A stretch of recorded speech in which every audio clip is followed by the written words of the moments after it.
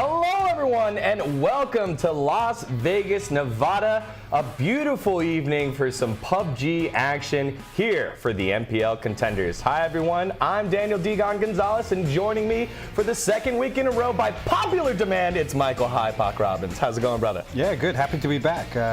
Exciting first week. I'm looking forward to this week. More so than I was the first week, to be honest, because What's that? I turned out to be right in my prediction. You guys see, every time Sonics gets a win, I'm going to work that to death before the end of this phase. You know, Sonics are just supersonic here for his brain here. But again, just welcome everyone to the NPLC. Super excited to have you guys joining us. Let's take a look at some of the rule sets that these teams will be playing under. Obviously, following the international rule set that most leagues have been following, Erangel and Miramar are your two maps. Maps 1 and 4, Erangel, number 2 and 3 are Miramar, first-person mode, with 4 rounds of play per day in a total of 4 weeks. Yeah, and as you've already said, the placement points, we should be used to them now. Obviously, starting out for 10 points for first, 6 for second, 5 for third, scaling all the way down for 1 point for 7th and 8th, and obviously it's 1 point per kill. That's right. And just, again, what the teams are playing for here, it's the top 10 teams here from the NPLC will be playing on up to promote into the NPL, and the bottom 6 teams will be moving to the relegation battles against the top 10 teams from the NPL Open. So every team has something to play for throughout the week, and I think that's why it's very interesting to take a look at possibly the leaderboards here, right, and see how the teams have shaken up after week 1. Low-Key Esports, the team that almost didn't qualify for the NPLC Phase 2, find themselves on top with, we would say, desk favorite Sonics at number 2, Lego Your Ego number 3, Shook almost rounding out the top 5. Yeah, Lego Your Ego. Ego. Ah! There was a lot in chat about that. People were angry about that one. Yeah, They've got a bit of a fan following already. But, yeah, as you said, some names we expected to see in there. Some surprises as well. Yeah. Not going to lie, the back end of the leaderboard probably isn't what I would have predicted. The Happy Campers having an abysmal start to Phase 2 contenders. More games played than points overall for the Happy Campers in the first week. I wasn't going to go there. I'll go there. That's fine. Obviously, looking for this week for teams to kind of solidify, you know, the halfway point effectively. We're only in a 4-week phase, so at this point, obviously, the back end of the leaderboard is looking scary, but there are some names we expect to make some jumps. Obviously, Comets, we were talking about them a lot last week. Zenith as well, Ripe Army. These are all names that we saw very active in the kill feed, not just one-sided either, but they were in good spots in games. So this is the week really they want to turn around, you know, dust off week 1, reset, and come back into this to actually make a push for the top 6. Yep, and to do that, let's take a look at the schedule for the day and how they can make their moves. It will be Erangel up first, followed by Miramar, back-to-back. Those are estimated times about how the teams have played out, about 30 minutes per game, 15 minutes in between. And then we close it out with Erangel. And speaking of these specific maps, we had those top 2 teams identify with them. Sonics making their name on Erangel, and then the big point collection here by Low-Key Esports in Miramar. Yeah, absolutely. I want to see those 2 teams kind of flip that. Maybe not, you know, win outright on the maps that they did last week, but definitely have better performances on the maps that they didn't perform so well, because it pretty much went Sonics, Low-Key, Sonics last week. So I want to see them kind of work on the Miramar game, and obviously vice versa, work on the Erangel game. Obviously tying down the consistency now, like we've already said, we're nearly at the halfway point, so it makes sense for them to turn that around now. Obviously the leaderboard's open still. Yes, it's not over. Even though there is a gap. Obviously we're looking at the top 6 ideally. So yeah, definitely for this week I want to see Low-Key come back and nail down Erangel, and I want to see Sonic step up a bit on Miramar. I think the team that I'm looking at is God Squad. We followed them along in a ton of skirmishes, and they had opportunities to get points, and they were able to in just a bit as we get ourselves into this first match here. And God Squad have to be able to, I think, close out some games. They're in some skirmishes, they're doing well to get some knocks, but not getting the points on the kills, and then find themselves giving up their position. They were extremely active as well, so that was what was quite exciting to see last week. Pretty standard playing we've got here. Obviously it's a straight east to west, ended up towards South George, so going to be interesting to see if there's any mix-ups. Obviously we were still getting used to drop spots last week, Digon, so as I can see, there aren't any changes. It does look like Elevate and Trifecta are dropping a bit closer together, but yeah, it does look like that'll be something to keep an eye on as we follow along at school, and Elevate will be moving on over to Trifecta. Just swapping out vehicles. Yeah, you take the buggy, I'll take the Dacia. Fits more of luggage in the back, a family vehicle, if you will, as Yaxley will get things started off here for Trifecta Gaming. Yeah, I think this is just a drop for vehicles. The school notorious for only giving you one vehicle, so that's why we don't see teams commit all four to the exact same spot, obviously on the drop spots, unless they're dropping into a city. Pretty much exactly the same circle that we saw last week in game one. Yeah, bottom right, down over to the southeast, and I think on that game one it did end up on the top side near Potato Farms-ish area. It was relatively central after that, but some of these teams like Shook, a team that has had some decent results, find themselves in the top 5. They're going to have a long way to go, as well as our bottom of the table, the Happy Campers. These are another team here in North Georgia that are looking for a result and get things kicked off well in game one. Yeah, but probably not the circle you want to see when you drop in North George. Probably. Especially with their week one. One thing to note, obviously, we've had CeeLo stepping out. It looks like we've actually got Lush stepping in CeeLo's place this week. Yeah, CeeLo a little bit critical of the game the first week on social media, and it looks like the Happy Campers decided to make a move, and we'll see how it fares. And with 3 points, you hope and you expect that it will be better, even if they stuck with CeeLo, but they're trying to get that bolt of adrenaline right away. Yeah, I mean, it's perfectly fair to say we'd expect a better result than 3 points from 4 games, but that's not to kick them while they're down. Obviously, that's one to obviously watch throughout, especially this week and next week, to see if Lush can really make an impact on this team. One thing to note with this circle, last week we actually had a terrible play-in, so I'm not sure if you remember, and the viewers at home will remember, actually this circle was extremely congested. I think we only had like 2, maybe 3 teams outside the circle. Right. Obviously this play-in being a bit more forgiving, we're going to see a lot more rotations coming in, so it's going to be interesting to keep track of teams like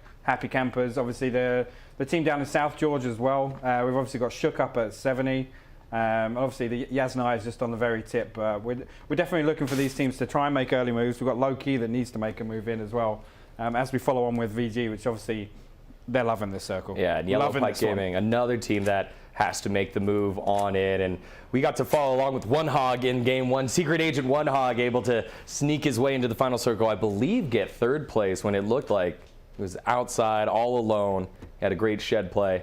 Get to see if Yellow Pike will be able to work themselves on in. And I think in this week 1 or in this week 2 action after week 1, the teams now have figured out, okay, where are we at in terms of gun skills, who drops where, what strategies worked, what didn't, and you need to start making the move here in terms of overall points. And I think one thing that surprised both of us was how aggressive teams were in the first couple of circles. I expected that it wasn't going to be that way, but it seemed like teams aggressively made their move early on, and it led to fights that they took.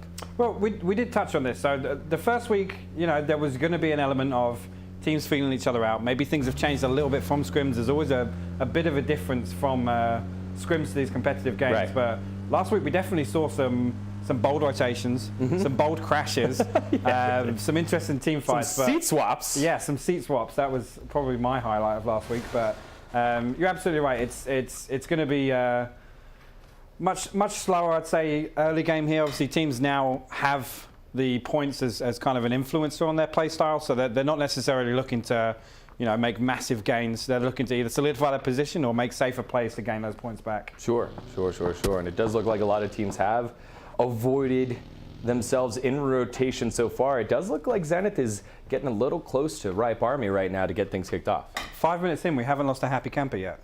So that's progress. It's already progress, yeah. Progress by any name. We can see them making a move now. Just one thing to note, Sonic's actually moved out of Pachinki at 4 minutes, which is early to say the least. But obviously Pachinki being a very dense loot spot, they've actually decided to go pretty much to the same spot they did in this circle last time, which is the dirt road, just north of farm. So beginning to see a pattern on these circles. They're obviously picking their position they like. Elevate actually look like on the map they're going to be coming down there, but we'll catch up with that a bit later as we've got VG taking some pop shots, almost obviously rotating past. I'm pretty sure VG are going to settle for this compound right now.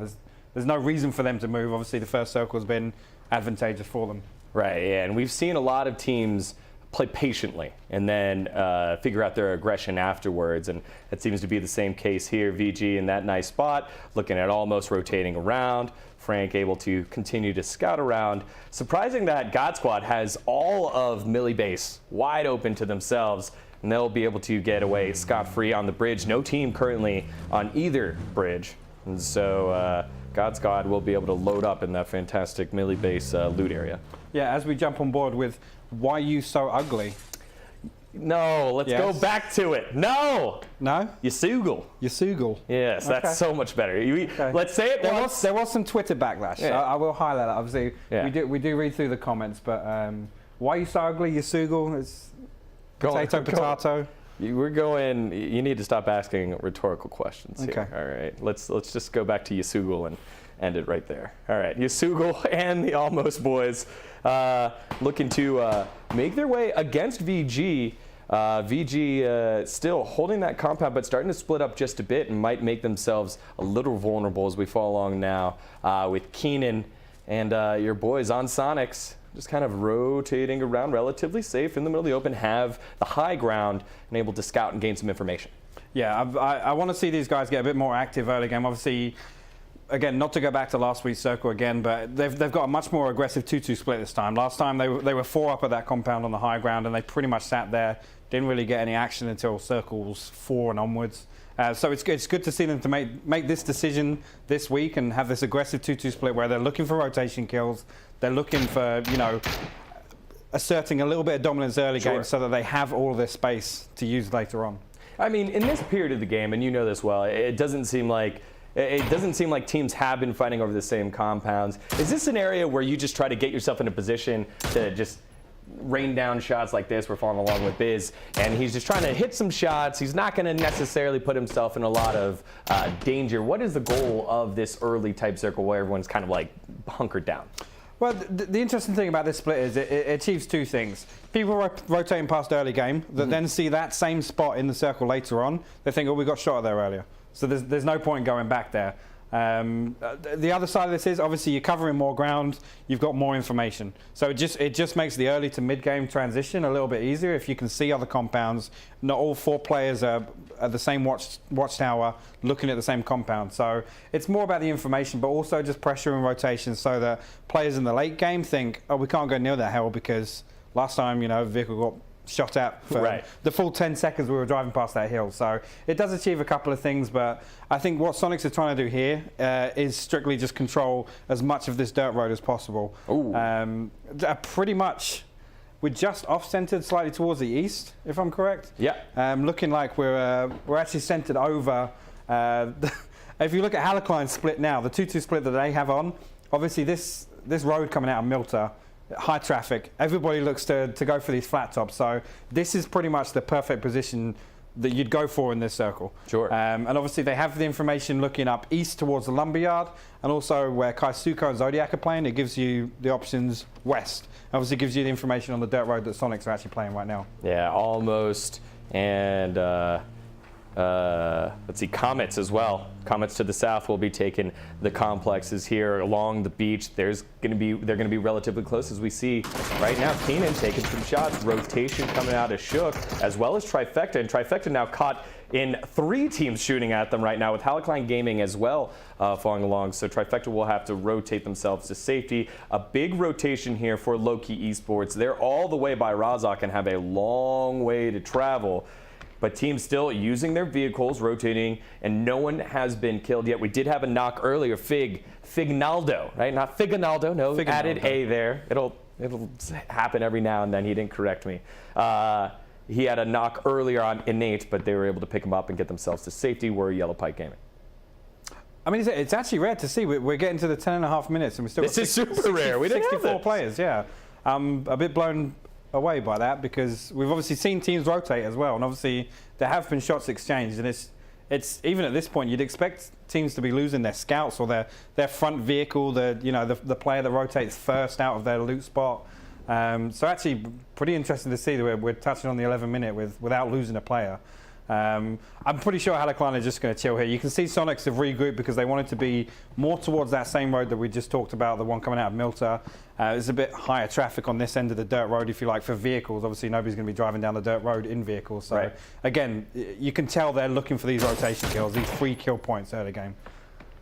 Yeah, Honey Badger doing what everyone else has been doing. Peek out a window, take a couple shots, see if you can find someone's helmet, and yeah, be happy with that. But these circles haven't really forced anyone into any aggressive plays yet. We do have a couple of late arrivers in the form of Low Key and Elevate, but they're on the northern part of the circle, and it doesn't look like anyone will be there to punish.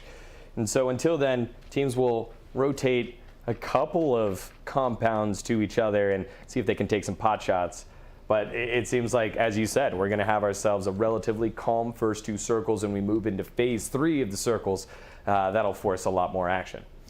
These circles that come over kind of Milta and Farm, there's so many playable spots in the first and second circle. It's very different to, you know, Gatka, where, you know, the buildings aren't as dense. You've obviously got Milta and obviously the surrounding compounds. There's a lot of spots for teams to occupy, and obviously teams just they're not going to risk taking an early fight that they don't need to.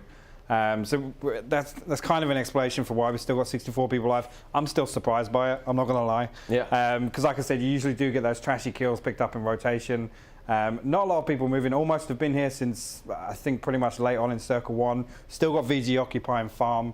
It's like we've had God Squad actually transition all the way from military up to that compound that's slightly northwest of Milta. But it's actually going to be a perfect stream for, you were touching on Low Key earlier on, rotating in with a wide wrap into the north side of the circle. We can actually see they're actually going to get themselves a pretty good spot in the circle here. They've taken the watchtower that's just to the west side of Prison. Yeah, right outside they should look to spread here. If they're gifted a hard string like that, that's, you know, their long wrap outside of the circle has actually paid off for them. So I'd like to see them spread. Like to see them get a bit more aggressive now that they've been gifted to an extent. Yeah, surprise, no teams getting knocked early on, and now it's God Squad. 13 minutes. 13 minutes. No one really taking shots at anyone. The circle now forcing some team fights here as God Squad on the roam, trying to find themselves an opportunity to take some shots here at Almost. There's Danny G, not able to land those, but in the distance is Vicious Gaming.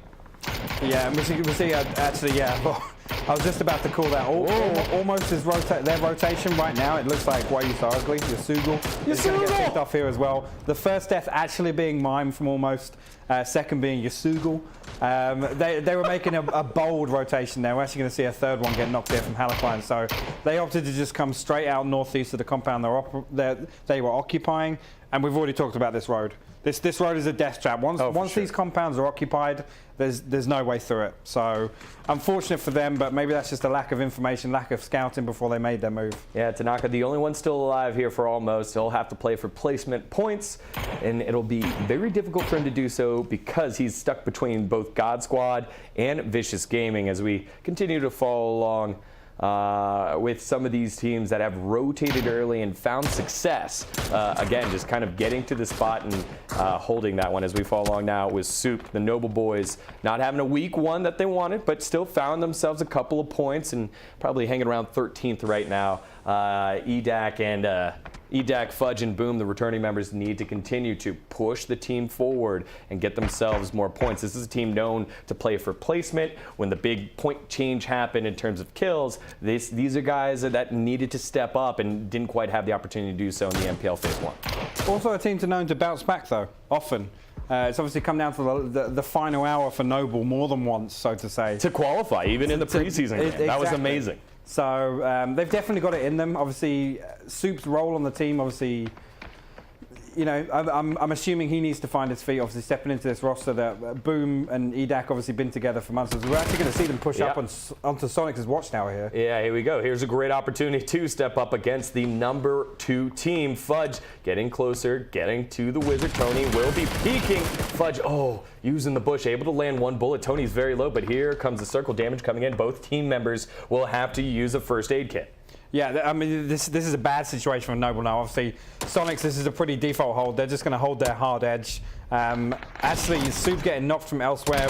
Wooly picks up the second, and then we actually have 2 players die to the blue. So, really unfortunate timing for Noble there, but I would have liked to have seen them make up more ground before the blue was on them. For sure. I think it was just not the clearest call here from Noble. Not used to hearing that and seeing that. If anything for them, they're very much a tactically sound team. It's about hitting the shots, getting the kills, and playing aggressive. I think a late rotation here cost them a position, so they fall out in 15th place. Interesting, actually, obviously with that shift now, this position for Sonics actually could backfire on them. As we're actually on board with God Squad and VG. Obviously, VG's still down in the farm, obviously now forced to move, so they've got God Squad staying in their path, but both teams need to move here, so I'm going to expect to see a team fight before the circle actually forces them out, but we actually see Sonics now pulling up to shelter, with Shook obviously already occupying it. Tony V's going to go down. He's actually going to get flushed out by Protege, so Halakline also shooting shots as well. It's going to be difficult for Sonics to make a decisive move. Yeah, so the Sonics, they need to pick a team fight. We come back to this phrase time and time again. They need to pick a team and they need to push towards them because, again, they don't want to be in the same situation. As you can see now, they're making their transition. That's the right decision to make. If they're not going to take a team fight, they just need to get out. Yeah, VG losing a couple members now in the fight with God Squad. Zenith also raining bullets here. 2 members down for Victorious Gaming. Finna getting finished by the blue zone. And so Frank the Tank and Reno, the 2 members still left alive for Vicious, trying to find a way on in with the circle at their backs in just a couple more seconds before, I guess a minute and 40 before it starts, before it finishes. And yeah, there's the vehicle, and Frank's just going to have to send it on in the circle. Yeah, missing a tire. So this is going to be interesting. He's going to have to drive past 4 or 5 teams on this side of the circle, I think, and he's missing a tire. So Reno as well missing a tire, unfortunately. The buggy is the worst one, I will say, to be missing a tire on, but not many options. They're going to have to send it. Obviously, as you can see, the team's actually hugging towards the edge, obviously on that southwest corner. So I'm not sure what they can do from this position, Digon. Yeah, going to be difficult for the VG boys to find themselves a position. God Squad getting knocked out already, finding themselves in 14th place, a team that we're expecting to kind of step up. They found themselves a lot of good positions. In this case, Circle didn't quite help them out, and they fall relatively early as Frank now knocked out, and it's just Reno left by his lonesome. We'll follow along with Snowbird and Comets. It does look like it's a little bit a clustered area there. Matthew able to get a nice 2-man nade, one finishing the kill on Grizzly. Godku goes down. Woe going to join in the action here with Mini Fridge Jr., the last man up for Elevate. But actually, the third party coming in from Ripe Army, actually, Woe getting another knock there with a nade onto Mini Fridge. It looks like Steezy's just going to tuck his tail between his legs and bail out of this one. But we've got these two Comet players now looking to obviously flush their downs, get these kill points. Steezy could come with a backstab here. I think Comets are expecting the res, but again, Ripe Army coming in with the third party here. I'm not sure whereabouts. They're actually on the west side of the lumberyard, I'm pretty sure. But yeah, long range shots here onto the back, and down goes Woe, blown apart, able to pick that one up across the map. Now Zenith getting into a fight here. Honey Badger trying to take some shots at Ripe Army, so a lot of teams shooting at each other's backs here. Yeah, actually, we've got Zentrix stuck in this shack with 4 Zenith players actually hiding around. There you go, take it down with the nade. He's probably going to get flushed out here. They've identified that Spray's up in the watchtower as well, so unfortunate for Zentrix there, but he's too far away for his teams to help him. Yeah, and Zenith now 5 kills. Good round for them so far, especially with how slow it's been, and still 42 members alive. And Zenith, the team, kind of in the middle of the pack, trying to separate themselves. They've done a good job here with some kills. Yeah, we've got three teams that are pretty much held down now in the lumberyard. One thing I do want to pick up on, Ripe Army actually pressuring towards the east, that fight with Elevate and Comets, but also they're actually third partying over towards Zenith and Trifecta there. So I like that aggression. They weren't just all sat in the compound tunneling on one thing. They were fighting both ways, east and west. So I like their awareness to actually identify that, you know, we can leave one player here to pressure these 2 teams, and the other 2 guys from the team are going to come over to the west and look at another fight altogether. Well, you touched on it earlier. Comets were moving to try and pick up those knocks on the Elevate. They were not able to. And Comets getting knocked out in 13th place. Matthew able to get a return kill, but here comes Halakline Gaming. Yeah, they're actually pushing up onto the Zenith fight. Doesn't look like Zenith managed to make it far away from the shack that they wiped Zentrix on. And actually, Trifecta going to get involved again. 3 members of Zenith down. Actually, you already cursed them, said they were up to five kills, and they were having a good game. But looks like it's going to fall apart for them right here, because Halakline have just walked out of their compound up the hill. Yeah, and Halakline Gaming, a team returning back, get themselves 2 grenade kills here. Trying to get themselves out of 15th place in the cellar. 3 kills will definitely help with that. Roth is still down. 1 more member still alive for Zenith, kind of hanging around right now. Yeah, he's actually, I'm not sure if Halakline have identified yet. They're being very cautious about pushing up here. It actually, it looks like Kendo's got a god spot that he's pwned in here. I think Halakline have figured out that the two teams are actually Watchtower and the Shack. Kendo actually going to get up to his feet now. Oh, he's getting aggressive and trying to pick up the knock here on Kaisuko. Duck will be reviving him, and Kendo still using the smoke. I think it's looting. Here we go. There it is. The smoke has dissipated. Oh, able to pick up 2 here and get the knock and the kill. Solidify the points. Kaisuko's picked up. Now it's Kendo and Duck going back and forth. Duck able to hit his shots, but an exciting move here by Kendo to turn something out of nothing. Absolutely. He really turned on both members of Halakline there.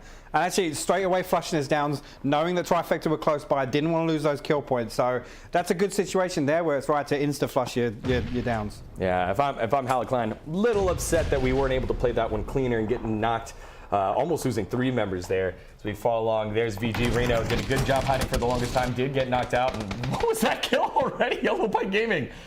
Victor saying thank you very much. I don't know how he didn't see him. He just walked right by him. Maybe he had his map flicked up, but he was stood right in front of him. I'm not sure. A lot of these players were right next to each other to kick things off here as the circle has gotten smaller here in Phase 6. Players now have an opportunity to move. It feels like a lot of these last couple of gunfights were holding people off for such a long time in the southern part of the circle. Yeah, and just coming back to Ripe Army, again, playing these circles really well. They've swept, they've cleared their east side, they're now sweeping along the south side. Obviously, they would have heard all this shooting over towards the southwest corner of this circle with Halakline, Zenith, and Trifecta. And look at them now. They've already cleaned one team fire on the east. They're back on the south side, and they're looking for it. You can see it's already paying off for them. They got 5 kills already, 26 players still alive. So this could be a big round for Ripe Army if they can clean up some of these teams that have to rotate. Yeah, for sure. We do have, if we take a look at the circle, a couple of big team names still up. You do have Sonics in there, Low Key, Lego Your Ego as well inside Prison.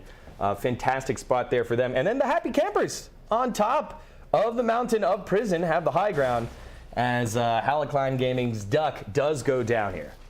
They've still got 4 people up. There's hope. They've still got 4 people There's up. There's hope here. And actually, you said fantastic position in the Prison. I actually don't like Lego Your Ego's position here. They're going to get stuck down here. They've obviously got Happy Campers up on the south side, which is one of the best spots on the map, I think, with a circle like this. They've also got Low Key still chilling at that watchtower on the west side. And you can see they've already spread out. They're holding aggressively. They want to control all of this terrain. So I'm not sure if Lego Your Ego are going to be able to make a play either direction out of the Prison because they can only come out the north side. And they'll have to hope that the circle helps them out. Currently doing so.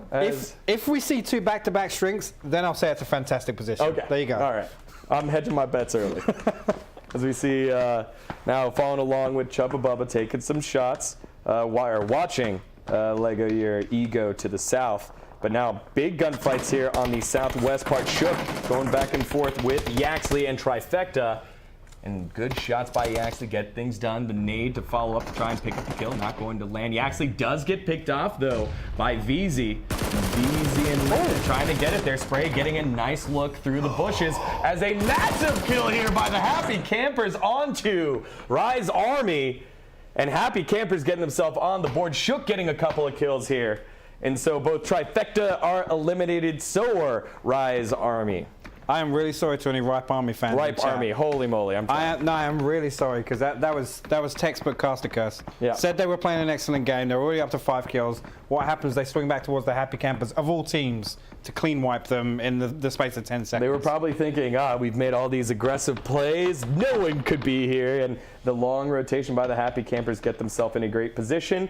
And now the fantastic position of Lego Your Ego not looking so fantastic. Well, I'm not so sure about that one because actually the Happy Campers have to come down off this south side, right? Right. And actually Lego Your Ego can stay in their spot longer than the Happy Campers can. So actually if they can manage to get some terrain in this dark area on the west side of the Prison, if they can get some terrain there, they will actually be able to chill there for, at least one more. At least 30 to 40 seconds longer than the Happy Campers because they have to move further. So that's all about playing the short side of the circle, but again, not ideal because Loki should be looking to wipe these guys. Obviously, they're never going to push into Prison, but if they can actually solidify a hold on the north side of Prison, it's not going to work out too well for Lego Your Ego, but there is still a possibility. Yeah, it does look like low-key have switched over as, Zytis with a long-range shot onto Dune. Dune getting cut out should be safe because he does have the high ground, can be rezzed, but Dune getting his head peaked right there. And actually, the Happy Campers already, before Game 1 is finished, nearly tripling their point performance of last week. So that's brilliant to see. That is really good to see that the Happy Campers have come out swinging here. We're going to see Keenan actually backing off. Wooly not resable. You're going to see him get finished off by the zone. Keenan's just going to try and look for a prone spot here on the west side. Not sure what the visibility is going to be like towards Low-Key, but you can see Shook now. There you go. Yeah, Shook finding the lone member of Sonic. So Sonics will not reign supreme here on Erangel. It does look like Low-Key will be rotating the focus here on Lego Your Ego.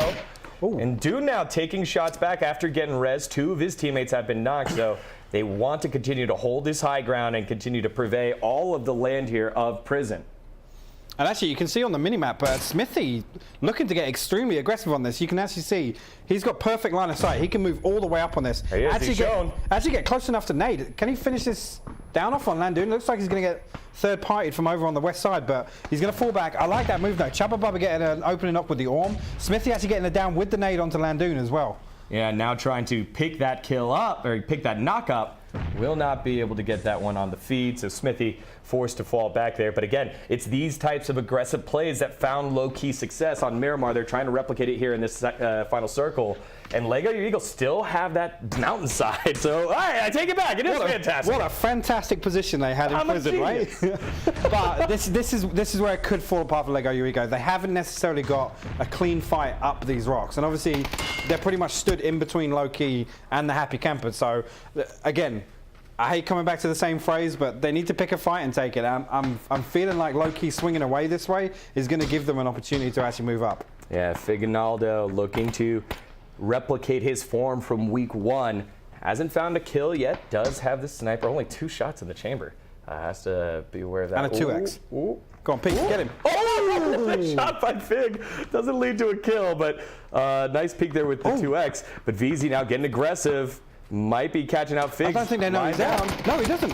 Oh! Yeah, VZ going to get an opening knock onto Shrimsy. Yeah, Smithy, sorry.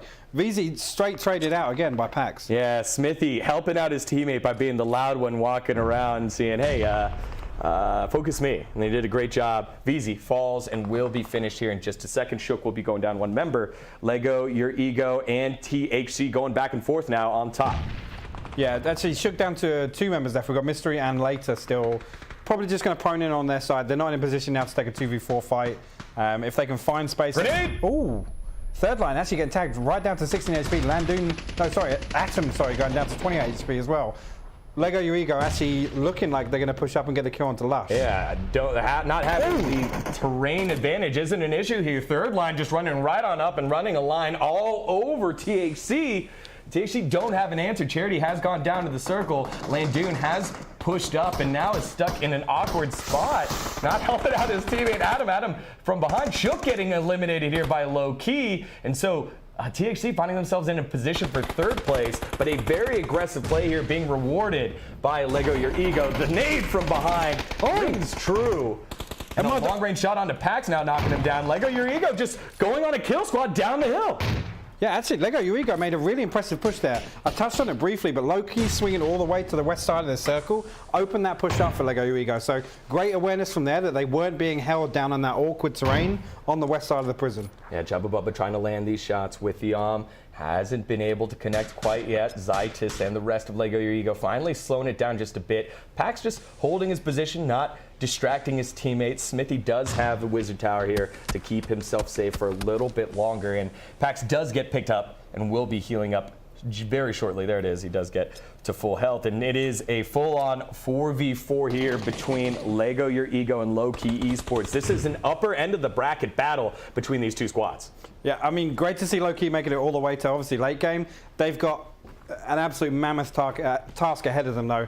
Obviously, Lego Your Ego now they've been allowed to spread and they have the high ground. So Pax and Fignaldo trying to use this utility and get up on the west side. We're actually going to see Fignaldo take down third line actually take down Pax as well. So I want to see 1 team push here. Yeah, Maradona is on the rotation, on the flank, able to land his shots on Figs, and that's a top fragger for Low-Key, currently down, no one near him to pick him up, and it's 3 down members of Low-Key. It just seems like it's a matter of time here. Oh, Chubba Bubba able to land his shot. Zytis not able to answer back, so Chubba getting aggressive and not being punished for it, as it does look like Zynite will try to get Chubba, doesn't realize he's there. Chubba stepping up around the corner, getting caught out, and your winners, Lego your ego, playing aggressive early, going to the prison, and going toe-to-toe with your league leaders, Low-Key Esports, and finding the victory.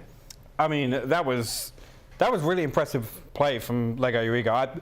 I do apologize for calling you out on the prison position, because what did we see? We saw 2 back-to-back heartstrings towards the prison, and actually they played it fantastically. Identifying Low-Key coming away was brilliant for them to push the top of the hill. Sure, and I think you go back and think about Low-Key having a 2-2 split, then only Fig watching Prison, and then saying, actually, you know what? Well, let's go back to Wizard. Prison can't be and play that much longer. It gave Lego Your Ego enough time to push up against the hill, win the battle against the Happy Campers, who sitting happy in 3rd place and finding that many points, even with Shook and a couple of other teams in that final couple of circles. For sure, yeah. I mean, that by last week's standard is absolutely huge for the Happy Campers. So great to see, obviously, a new player step into that roster and have, I mean, let's not speak too early, but it have a positive impact from game 1. I mean, that's night and day from week 1. And at the end of the day, you just look at the points. It speaks for itself, right? And I think when you're a team that does have the experience of Happy Campers and you come out and you don't perform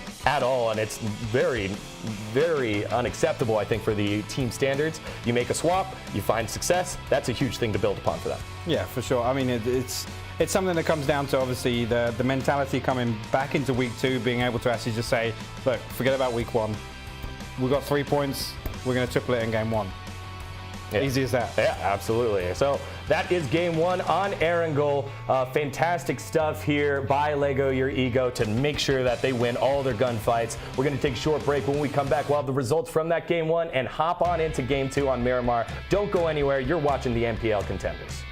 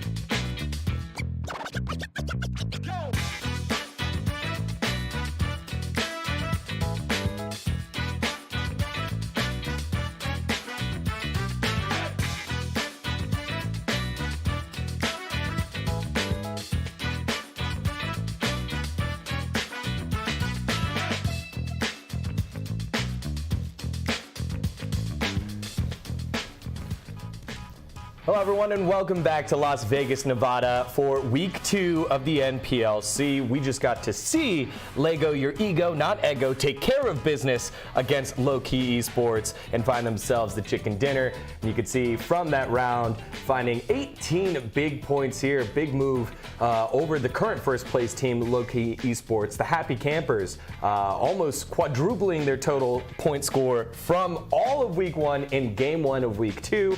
Shook, Sonic's Trifecta, Ripe Army, and Hallicline Gaming closing things out here. Hallicline having multiple kills there as well. I think another team that wanted to make a move out of the bottom of the overall scoreboard bracket. They were sitting at 15th. They had a nice little showing.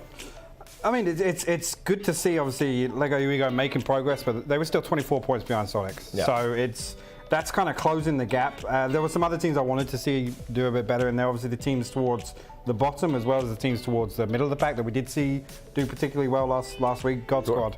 That's probably one we should talk about. Obviously, things kind of fell off pretty quickly for them. They were in a good position, kind of just were slow to rotate, tried to hold another team out, and it just ended up backfiring for both teams. Yeah, they had all of Military Base by themselves. I think another team that struggled in that one a little bit was Noble. They find themselves in 15th place in that round 1, and we're just not used to seeing Noble not be on the same page. We were used to seeing them maybe lose a tough gunfight, but in that case, they moved very late, got pushed by the circle into Sonics as well, and it was just a very unfavorable tactic there for them. Yeah, and we touched on it briefly. This could be, new player. Mm-hmm. They didn't look decisive in that team fight. Right. And again, we touched on this last week again. Teams that look and play more decisively are usually the ones that come out on top. But again, leaving it until the blue was literally forcing the issue with that fight. It didn't look right watching it, and certainly it didn't pay off for them. No, it didn't. I think a team that did do well and surprised everyone there was Zenith. We gave them the caster curse. We're like, wow, look at all these kills, Zenith picking up, and then all of a sudden they get collapsed upon. But I thought they did a fantastic job fighting back, and I think you need that, especially like a team like Zenith, been around a little while and finds modicums of success. I think that's a confidence team, and when your guns are working, it feels like everything else will start coming afterwards. Yeah, again, Zenith's got themselves into a fantastic position. Unfortunate time with Hallicline pushing from way far behind them, and obviously Trifecta being in a pretty good split, to be fair, holding the Wizard Towers and that shack. Unfortunately, Zentrix going down for free. There was no trade possibility there, right. But pretty unfortunate position for Zenith to end up in, obviously picking up as many kills as they did coming to the mid game. But again, that's a team that last week we saw them lose 2 or 3 surefire team fights that they should have won. Yeah. So it's good to see them bounce back and put some good kill numbers up at least. Yeah, I think a team that struggled a little bit there that we had a lot of eyes on were Comets. Comets not finding the points there, now falling in the overall leaderboard. 13th place for Comets, Noble 15th. That's where they finished in that final game, or in game 1 as well with 14 points. But a nice little move here by Lego Your Ego, closing the gap against Sonics, but Low Key Esports by far head and shoulders over the competition right now, 11 points on top of Sonics. Yeah, a huge swing for the Happy Campers. Huge swing, going from 3 points to 14. It's progress. You've got to look at that in regards to the bigger picture coming into. We're going to be at the halfway point today in the season, so I mean they've still got a viable push towards the middle of the pack. It's definitely not over for them. If they can do that same game 1 again for the next 3 maps, they're going to be sitting in a pretty good position. Yeah, and I think talking about the bracket, 5 through 8, all separated by 1 point right now, 25 points, and then the rest of them sitting at 24. So we are looking at those possible positions that mean the difference between promotion and relegation. So these guys have to continue pushing and get that opportunity to show what they got, right? You want to get yourself in the NPL, and I think you need to have a great start to the day when you're on Erangel, right? Erangel, the standard map, the right? home map. Exactly, and that's what I think everyone calls it. How would you kind of view Erangel compared to Miramar? I mean, Erangel, obviously, teams are way more comfortable. They're more set in their ways, if you like. They have their rotations all planned out, all laid out for set circles. The spanner in the works really is Miramar because of the terrain that we talk about all the time, the terrain on Miramar, and these interesting team fights that happen almost mid-rotation, and these weird satellite compounds that are just like 2 buildings out in the middle of, you know, sloping hills and stuff. So that's the big kind of spanner in the works from Miramar. There's just not as many kind of set plays, so to say, in terms of rotations, and you know, we're going to camp this team here, and because there's so many audibles, teams are switching things up on Miramar just on the fly. Right. And that game 1 itself, I think, played so slow as well, right? The circle, really relatively central. Teams were able to make massive rotations like Elevate, like low-key Esports, and no one really got punished. You touched on it. It was like 13, 14 minutes before we had our first kill. That's rare to see, really rare to see. And again, the wide north swing that low-key took out that ended up paying off for them. One thing I do want to say, low-key having a good Erangel game. So that's good to see in game 1. Sonics were looking promising, but and have a questionable rotation towards Shelter, which ended up screwing them over. But again, that was probably more down to the fact they had to wait as long as they did for Noble to make moves on them. So it's going to be interesting now to obviously jump straight over to Miramar. I do want to see this consistency coming out now on these maps. Obviously, we're at the point now where, you know, teams need to be picking up their average points per game. So we want to see teams repeating things. When you're looking at the biggest skill gap between an NPLC team and an NPL team as we get ourselves into match number 2 here on Miramar, what are some of the big differences that separate a Yellow Pike Gaming or a Ripe Army from, I would say, a Blue Martini Gaming or something of that nature?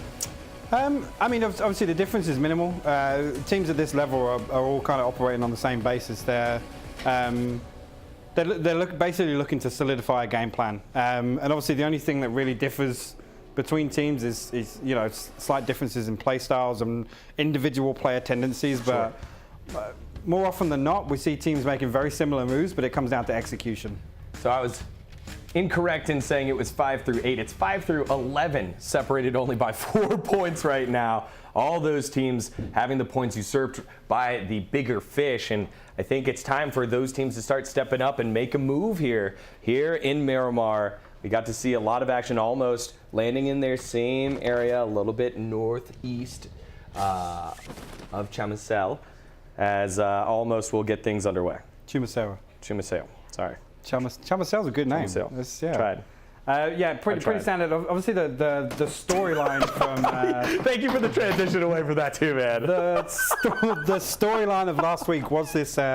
Again, hate to come back to it, but the Happy Campers with their early game woes on Miramar last week. Obviously, if you remember, it was Team Almost and Shook that were bullying them in rotation every time. Well, not even in rotation, in drop spot. And you can see they've gone to the other end of the extreme now. No one will drop over here. But yeah, they're banking on not having anybody. But with this circle in particular, you can see the north side of this circle where teams have dropped. Obviously, it's quite congested up there, so they're going to have to make a wise wrap. Obviously, there's going to be lots of scouting, lots of bounding, which is one player stopping, calling out one compound's near. You can drive past this. Oh. You know, keep moving that way. We're going to see a bit of a vehicle mishap with Shook, the team that we're bullying. I love that image, right? The image of running over somebody. It makes you want to jump straight to that part of the map. Yes, just see what has gone on. But it's post-accident, right? It's after the guy stops, and now the person that got hit is like already sideways. Like, oh no, it's. Well, weirdly enough, there was 2 cars there. So how did he get run over? They probably were picking up the second car, and he jumped out early. Yeah. So yeah, it's going to be interesting to see what decision the Happy Campers make transition-wise into this first circle, because they're not going to get themselves a good spot in the circle. Obviously, the top half of this is pretty much cut off by terrain, that big mountain. Obviously, you've got San Martin, which is a rough spot to rotate through anyway. You just have no routes south from there. No routes south from there as we Follow along here with Almost. This is a team that had a great start in map 1, a good couple bullies here against the Happy Campers in map 2, but then I think 3 and 4 they faded away a little bit, and I think this is what you touched on that you wanted to see from these open teams. Consistency throughout, regardless of what map it is. And so now Almost had a good showing here in round 1 in terms of placement. Let's see if they can get themselves some kills and get the magic flowing here. I mean, let's not fluff it up. Stepping from open up to contenders, there is a big jump in skill. So one of the things that teams struggle most with is obviously not there. You know, you should always be winning the games that you put yourself in a position to win, and it's the salvage games that end up across a whole season where you make your points up. So what you don't want to see is first 16th. You want to see them winning the games they should win, rightfully so last week. But those games where they need to salvage points, again, looking for kill points mid-game when we say, look, we can't play for position here. It's not feasible for us to go for placement points. Let's pick up some kill points. We had a fantastic example of that last week in the NPL when on Miramar Island, the island circles came on down and teams were like, you know, we're not going to make it. We're just going to be fish in the ocean for teams like Lazarus that rotated early, pick up kills, let's turn around, start fighting. And I think it's that ability to come to that conclusion and then fully sell out to it as we follow along with Evasion. Yeah, let's turn it on full auto. Those single shots not working. They're going to crash. Yeah, they're going to crash. Drone just going to come right on up, and here we go. Underarm nade. Let's go. Come on, Evasion. These are the early game kill points that we're talking about. If you're not going to get a position, obviously this, and actually we're going to see Roth pull up and too late. Run over Patron. It looks like they're already going to siege the building though. We do have Why You So Ugly as well, just slightly north of this, but all 4 members of Zenith already inside the building. And she's going to jump out the window. What a move by Evasion! He does get knocked himself out, but able to get the kill on Patron. Here comes the rest of Almost. They're fully selling out Operation Save Evasion, and Mime now running on up. Evasion has got himself to safety. Honey Badger now getting shot. Oh, Roth gets finished by Shook. Leda coming on in saying thank you very much. Evasion will be picked up. Oh, Mime coming right on in, able to pick up the kill right next to him. Doesn't finish it off. Yes, Honey Badger is able to get finished here. Now Kendo up top, priming the grenade, gonna throw it down. Does look like the rest of Almost will be safe. And oh man, what looked to be good here for Zenith to start things off now. It's a nightmare, just 1 member still alive. Yeah, I mean, a great awareness from obviously Zenith to say, there's 1 player here, let's hit him, let's take him out. But the way it almost swung this team fight, like, they just said, you know what, we're coming to save you, let's go. Everybody jump in a vehicle, let's do it. And now obviously we see the last remaining member of Zenith in a pretty sticky situation. I mean, I'm not going to bank on him not making out of it unless we see some miracles, but we did see Nerf pull off a 1v3 in the NPL, so yeah, anything is possible in these buildings. Is Kendo able to win a couple of gunfights there without trading any HP? Tanaka and Yasugal taking some damage. So Kendo doing his best to hold off, only has 3 smoke nades, no more flash, no more frag. Have to keep an eye on that, but here comes the siege. They run right on in. 1, but no, actually none. It's Mime picking up the kill on Kendo. Down he goes, and immediately Zenith, after a good showing in map 1, fall early. Yeah, I mean, we were literally just talking about Team Almost picking up those early to mid-game kill points, and you know they executed that perfectly. We have actually had we might not Elevate swing all the way towards this compound. I think they're probably going to pull back now just because the fight is finished, it's concluded, the other team's wiped. But again, Minifrid's looking to get aggressive on that. We love to see that at the 7-minute mark in a game, pushing it all the way out here to try and get some kill points there. We did actually miss a couple of things in there. The Happy Campers successfully transitioned into the circle. Yay! So it's good to see that. They're coming down towards Power Grid now, as you can see on the top left portion of your screen. Halakline in a pretty typical position of what they would be. Obviously, this is around their drop spot. So. Good to see they've kind of got their game plan. They know what they're playing. Lego Urigo with a nice split outside of Picardo. We can see 2 of them taking over to the west, and then 2 members of Lego Urigo actually holding on to the south side of Picardo. So they've still got their insurance policy in Picardo. Yeah, just if the circle does swing back that way. Let's follow along here with Sonics and keeping an eye on Comets to their southeast. Comets again looking to do a little bit better, and Sonics trying to clean up their Miramar games. Didn't quite have the same dominance as they did in Erangel in week 1, and trying to bounce back from that first game as well. Good position points, but Sonic's looking better than just trying to salvage points, especially when they get themselves in position. Now Lush taking some shots here, not able to fully connect. And it does look like, oh, Maybe not. He could get another tag in a couple more. Yeah, one down to might one be shot. enough. Yeah. Halakline Gaming member. Oh. No, he lives. How's he not down? Oh boy, Lush gonna wish he had that one back. And this is one thing on Miramar. In a position like that, the enemy player being stood still, you need to wait for your team to be there to team shoot that. Right. So you line up 3 players and everybody just says, okay, 3, 2, 1, shoot. If the player stood still like that, it's a free kill. So I would have liked to see Lush say, you know, 2 people stack on me, come here, let's take this free kill, and it just eases their rotation because you've pressured another team to be down to 3 members. It just eases pressure in this mid-game phase. And it seems like it's just these small things, right? It's just a small little bit of more planning to execute something that everyone can do. Again, just reacting to the comms that you're hearing as well. Lush pulls up, says, there's a guy stood still here. He's scouting Picardo. Guys, pull up on me. His teammates were only 200-300 meters away, so it wasn't as if it was going to take 30 seconds for them to relocate. First circle has completed. Doesn't look like many teams will have to rotate, but we do have a hard north, and actually only about 50% of the circle going to be used right now. San Martin also in the area, but no one near there, no one north of Graveyard other than Yellow Pike Gaming. And so Shook, Ripe Army, God Squad going to have a big push on in, and for the second time in a row, Low-Key Esports as well will have to rotate themselves around. Yeah, I mean, this was something I touched on just whilst we were in the plane. This first circle and now the second circle, you can see there's almost a third of it that's chunked out here in terms of like rotations across that area that's east of Power Grid and towards San Martin. Yeah. It's terrible. So we're going to see teams wrap outside the circle here, but again, those roads in and around Picardo, obviously you can see Lego Eureka, I've already made that transition. That road there is notoriously difficult to move down, especially in vehicles, because there's just visibility for hundreds and hundreds of meters around it. So it's good that the Happy Campers are taking this spot, because if anybody does decide to come this way, they're going to be free kills if they can line up and blow up the vehicles. Yeah, let's follow along with Lego Your Ego and see what they have to work with. They do have the mountain to their back as VG is on top, but then Yellow Pike Gaming were taking a couple shots at him as well from the east.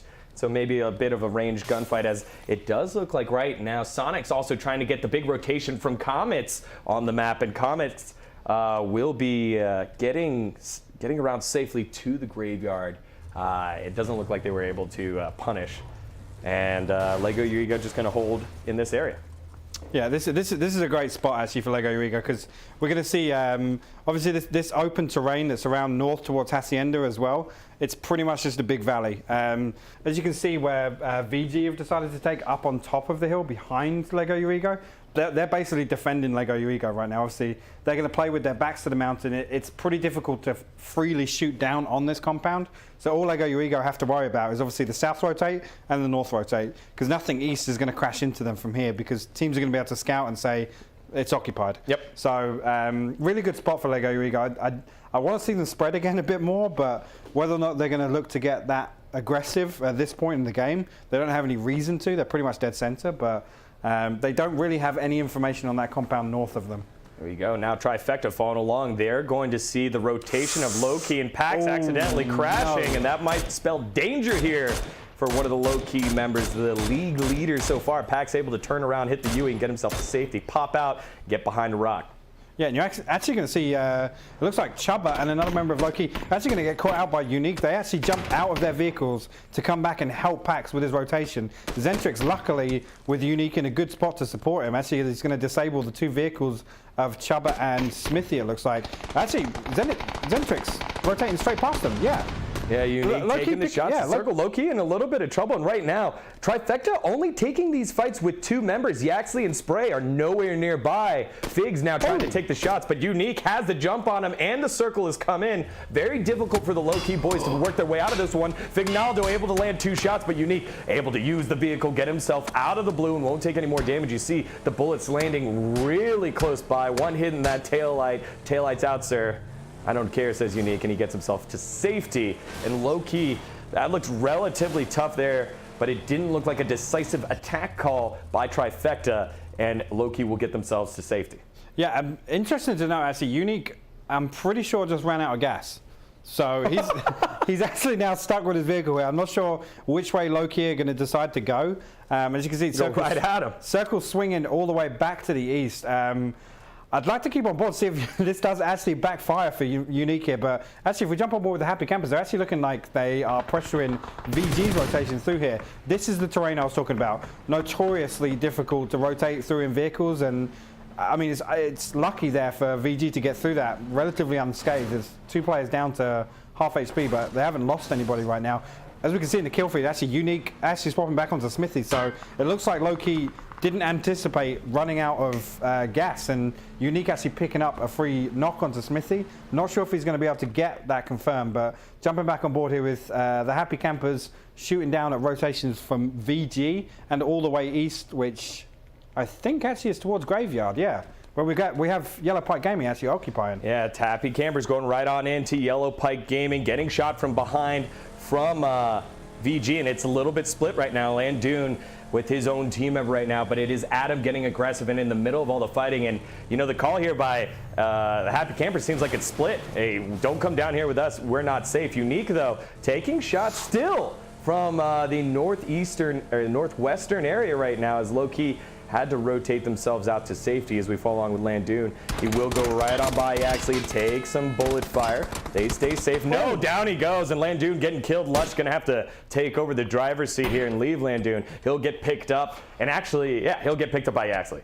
Adam getting killed by Lego Your Ego as well. And actually, this is the 2-2 split from the Happy Campers. That was Landoon actually looking to regroup up with Lush.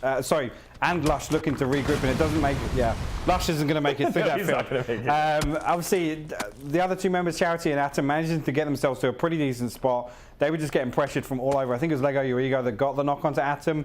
Unfortunate there, because from like 400 or 500 meters away. But one thing I do want to come back, actually, we have Shook pulling up onto Team Almost here. Yeah, Almost evasion, trying to get the nade down, will get the nade down, taking fire from the side. Godku now third-partying this party, and it's terrible for Almost and Shook, as Godku and the rest of Elevate from downtown landing shots, as well as God Squad. 4 teams here in the south, 5 teams, as Noble's also getting into the party as well. Mime trying to land those shots, able to sneak it through, and Protege goes down.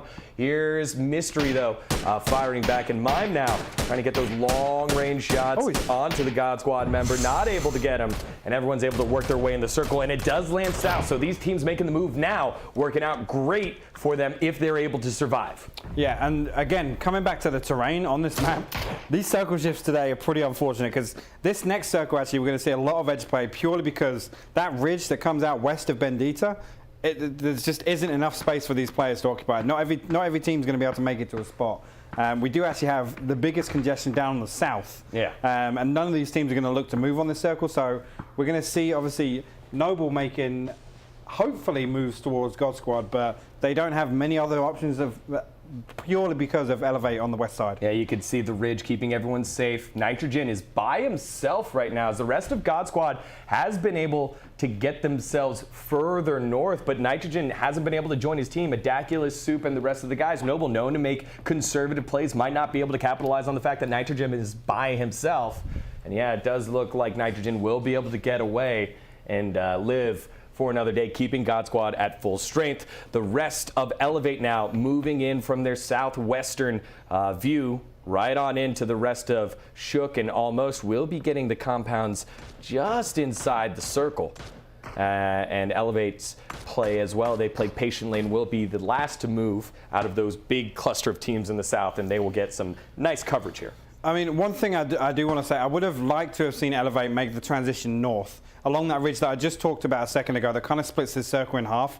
They've opted to come down into the valley, into this compound. There's 2 important things to note here. One, they're more than likely not going to keep their vehicles. Right. And there is no foot rotation out of that compound. There's no way you have enough utility to get to the terrain, to your next available spot. If this shifts anywhere but hard southwest, it's going to be a rough spot to come out of. Let's follow along now with Sonics. They've had themselves some solid positioning here in the middle of the circle, relatively safe, able to get a knock onto one of the Ripe Army members. Long-range shots not going to work out, but action here in the north. Let's follow back on along with Charity, who survived, cheated death right there with the nade. Crazy that it blew up. And oh, long range. Adam, 1 health, able to pick up the kill. And the Happy Campers will get themselves on the board, but the action not done yet. Charity trying to do his best. The peek by Frank the Tank running right on over. Charity says, thank you very much. Your goodwill is appreciated. And now Adam has to cover his teammate down. Ooh, the grenade actually misses. And so Adam now peeking on in, didn't see him. And Frank the Tank just going to shoot him right in the back. Down he goes. The audio cues were just an illusion. Reno and the boys allowing Frank the Tank to get on in and clean up the kills. Yeah, and as we actually see, the 2 remaining members of Low-Key actually managed to transition in. Yeah, I mean, I didn't even have time to tell you what they'd been doing, but Pax and Fignaldo obviously on a huge mission coming back from that rotation that got messed with by a trifecta. Unfortunately pulling straight up onto a primed nade from my last Gwen Stacy. So unfortunate, but Pax is just going to try and prone his way in here somewhere near Graveyard. That's the old send it call, isn't it? I mean, you know, they split, so they're obviously taking they're hedging their bets 50-50. One of us should survive, hopefully. But obviously it's going to be another rough game for Low-Key. This time, obviously, a rough Miramar game. Yeah, haven't seen that yet. We actually see a brilliant nade from Mini actually onto Edak. There it is, Mini. I see you, Damien. The big arm there to able to pick up the kill, or the knock onto Edak, and now nades raining on down. Halikline and Lego, your ego swapping back and forth. Third line able to land some damage here. Godku, though, just going to continue working with his team up this hill and try to push on to Noble. I mean, this is absolutely criminal that Elevate have been allowed to make this move. With Lego Your Ego being where they are, obviously they're fairly preoccupied with another team on them, which is God Squad and Halikline. But Elevate actually making it out of the compound that I said they had no foot rotation out of. Making a foot rotation and pushing Noble on foot. Yeah, Noble getting knocked out here in 13th place. It's not what they wanted. The team in 15th trying to make their move up the leaderboard, not able to. Elevate answers it. Started off with a good nade by Mini Fridge and ended with the final kill by Steezy. Circle has popped again, more central. Does have a little bit of that ridge over here in La Bendita. Shots raining forward by God Squad that seem to be in a pretty good position here in the south. And we'll follow along with Pax, who, well, we followed along with Pax. There he goes, trifecta, able to pick up the kill. Yaxley still surviving after Low-Key and trifecta went back and forth. Yaxley trying to get the peaks here. He's in the blue. He's getting chunked. Put the needle in. That's not going to be enough. Nice try, though. Yeah, 11th place, able to pick up 1 point before he goes down. I mean, all he was looking for was a quick flush there on one of those players. Obviously, Blue coming in, VG can't sit there and hold him, so to say. Sure. So he was just looking for a quick down and flush. One interesting thing, I'm glad we've popped over to Mr. Blown Apart, because you can see Comets on the mini-map have a great spread along the side of Bendita, but you can see the other members of Ripe Army actually outside of the crater. So Mr. Blown Apart maybe just playing the long game here, wants to get off a late flank onto this. Maybe his team have already identified to him where Comets are playing. You can see Victor obviously already taking pop shots over to Matthew, but interesting position there. Whether or not this was planned or Mr. Blown Apart just, you know, wasn't moving quick enough or just got caught off guard somewhere in a building. Going to be interesting to see how that one plays out later as we see Elevate now making the push towards Almost. Yeah, Almost. This is a big move here by Elevate. They want to try and finish off this final team, get the points, but they are being pincered upon right now. Halikline Gaming is also kind of making a move in the same direction, but God Squad definitely knows where Elevate is, and it just seems like a matter of time before Triggs and the boys start raining down bullets. Triggs actually pushed all the way out to this tractor. I'm not sure if he's trying to get to nade range, but as you see, Elevate are actually positioned in this small crater, so one nade in there is going to do massive amounts of damage to Elevate. So hopefully they make the decision to push out onto Almost, or at least just get a better ground, a better foothold in the circle. Long range shots by Danny G for God Squad, further behind his teammate Triggs, able to land and knock down one of the Halikline members. Halikline again trying to third party this one. Oh, Triggs, there are the shots that he wanted to get, but it was on Almost's mime. Now he's given his position away. He will start to push on back, possibly a little bit closer to his team. No, they like that position up top, and Elevate playing this one very slow, and as you said, could be hugely susceptible to one grenade.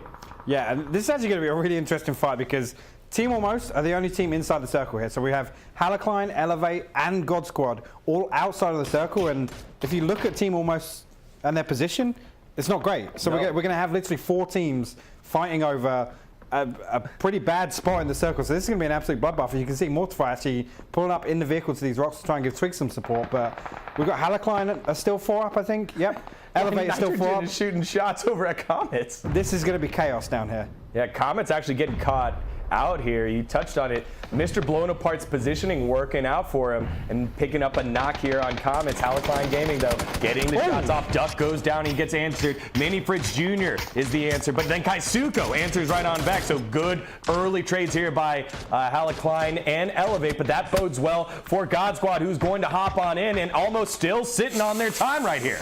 Oh, Elevate actually getting picked apart in the middle of this. Just getting pinched hard. They're down to Goku and Grizzly right now. Great shot from Steezy actually trading back onto Gunner there, but this is falling apart for Elevate. As we said, they needed to make a move to a better position in this crater because they didn't have an opportunity to fight out. Either side that they pick, they're going to have a team staring right at them. As you can see, look at God Squad still safe throughout. They're trying to fight back. Godku able to heal himself up and force Danny G to prone, but Gunner gets taken down by Mortify, and that keeps the backside of Elevate still safe. Still 4 teams in this small area. Mime and Yasugal still hiding, doing their best impression of Ditto, turning into the dirt. Be one with the dirt. No one will see you. Mime does get caught out, though. Godku able to answer, but he gets knocked and killed by Danny G. Almost, or Elevate getting knocked out, almost still alive, and now, actually, yeah.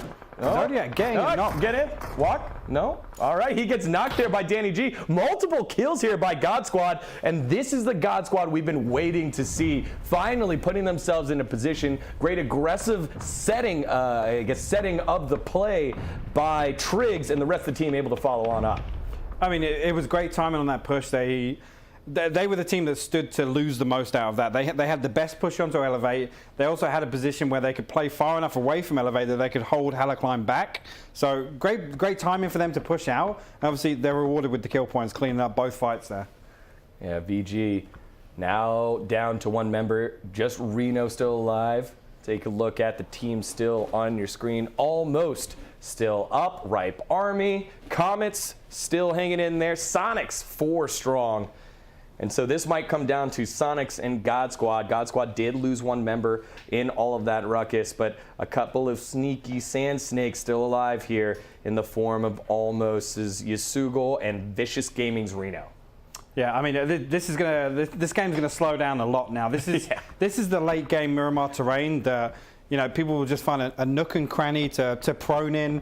Obviously, we've only actually got 2 solos up. We've got Reno and Yasugal down on the southwest side. I love when you say that. So this is where the game's going to slow down. Obviously, God Squad needs to be making... Actually, Triggs is sending it right now. Looks like they're going to send it all the way to the shack, but they're driving in front of 2 teams that are going to get these 3 knocks. Nope. Danny goes down, Triggs goes down, everyone goes down. Oh, God Squad couldn't hold their water, and out they go. They were up enough, and I think they just got a little bit too stressed out. Now Ripe Army getting taken on down. Matthew will answer here for Victor, and then Biz goes down as well. Matthew finding a couple kills. Ripe Army going out in 5th place. A couple of teams there just getting a little too aggressive early on. Which team are we missing here? Right?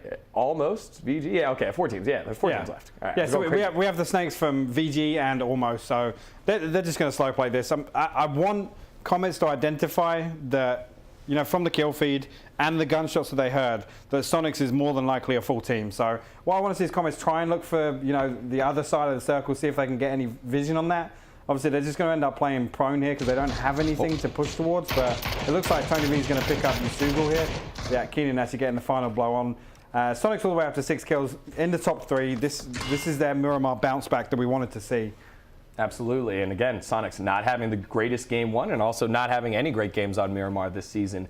It'll be their first one. And it seems like a bit of a matter of time. It's their game to lose. You always hate to say that phrase, but in this case, it's definitely what we mean here. 4 members strong against the 2 of Comets and the 1 of Vicious Gaming, and Reno hasn't really got himself going too much in terms of gunplay. I will say, though, you've got Woe and you got Matthew, and Matthew's warmed up, has himself a couple of kills, but it seems to be a tall task here. As Keenan with the long-range arm. Is that Case Keenan? Anyone? Football? Yeah? No? All right. Straight over my head. I tried. Straight over my head. Keenan able to pick up the kill here on Matthew.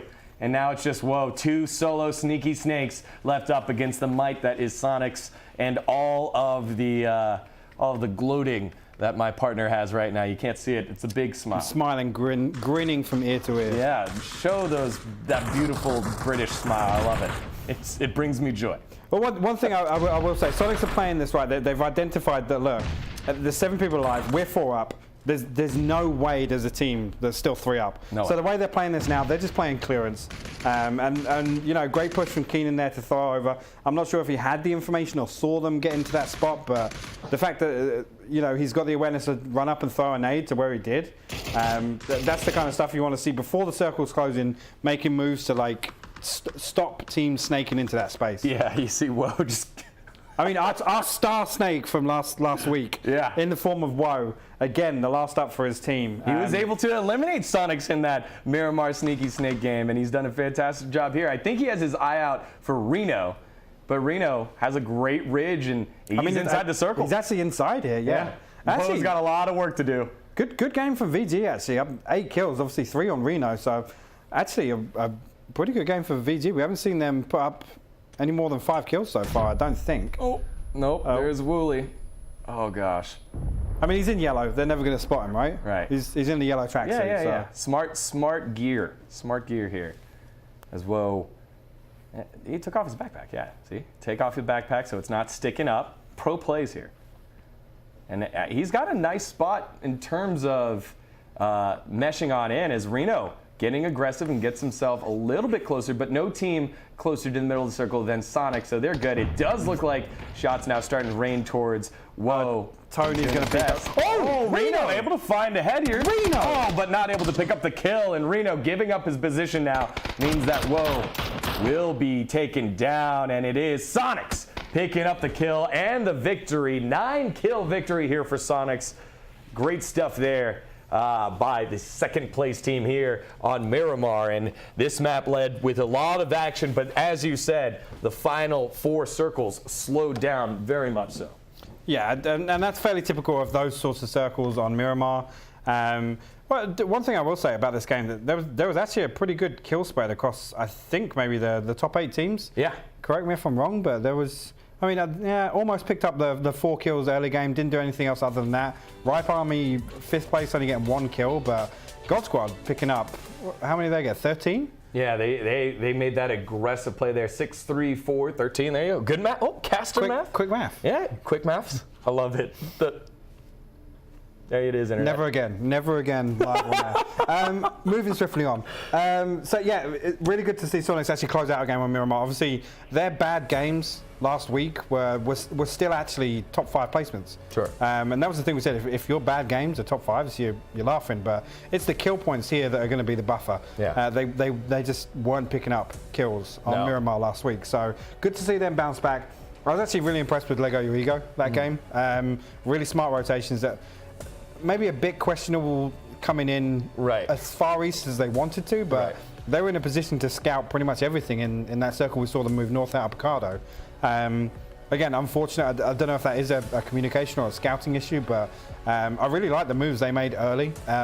They were moving pretty much on the circle pop as well, so you can tell they had the information to move ready and quickly as soon as that circle popped. So that for me kind of stood out in that game, other than the top 5 teams that we had. I think for me it was interesting to see how both Trifecta and Low Key so early on cannibalized each other in that northern area on the ridge, with Unique doing a fantastic job shutting down 3 members of Low Key, not realizing, hey, it's just one guy shooting at us. If we would just focus and knock him out, that'd be good, or drive right by him. But instead, that became the downfall for the number 1 team in this game. Yeah, and I mean that's one of those situations where it's like one team is saying, look, we've got to wrap wide, let's get some kill points, and it didn't pay off for them. So yeah, unlucky here for Low Key, not able to find themselves the victory. I think another squad that played all right there was Elevate. Mini Fridge and the boys getting a bit aggressive and finding themselves some exciting action, and hopefully it'll lead to a victory here in game number 3.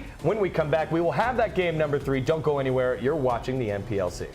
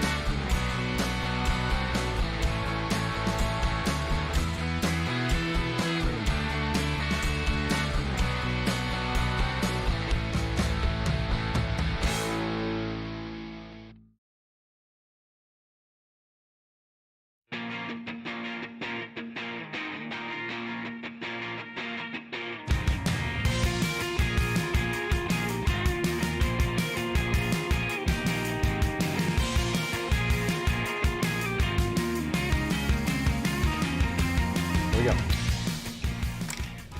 Welcome back to Las Vegas, Nevada after Game 2 action and getting ourselves into Game 3 of the NPLC. I'm your host, Daniel Digon Gonzalez, and joining me is my suit brother, Michael Hypock Robbins, and they're the results from Game 2. Sonics taking home the victory, 19 massive points. God Squad, 15 points. Vicious Gaming, 13 points. I think those are all the double-digit scores. Comets, almost, and Ripe Army closing out the top 5 here. Yeah, we'd already touched on it briefly. God Squad having a great game, considering obviously the position they're in.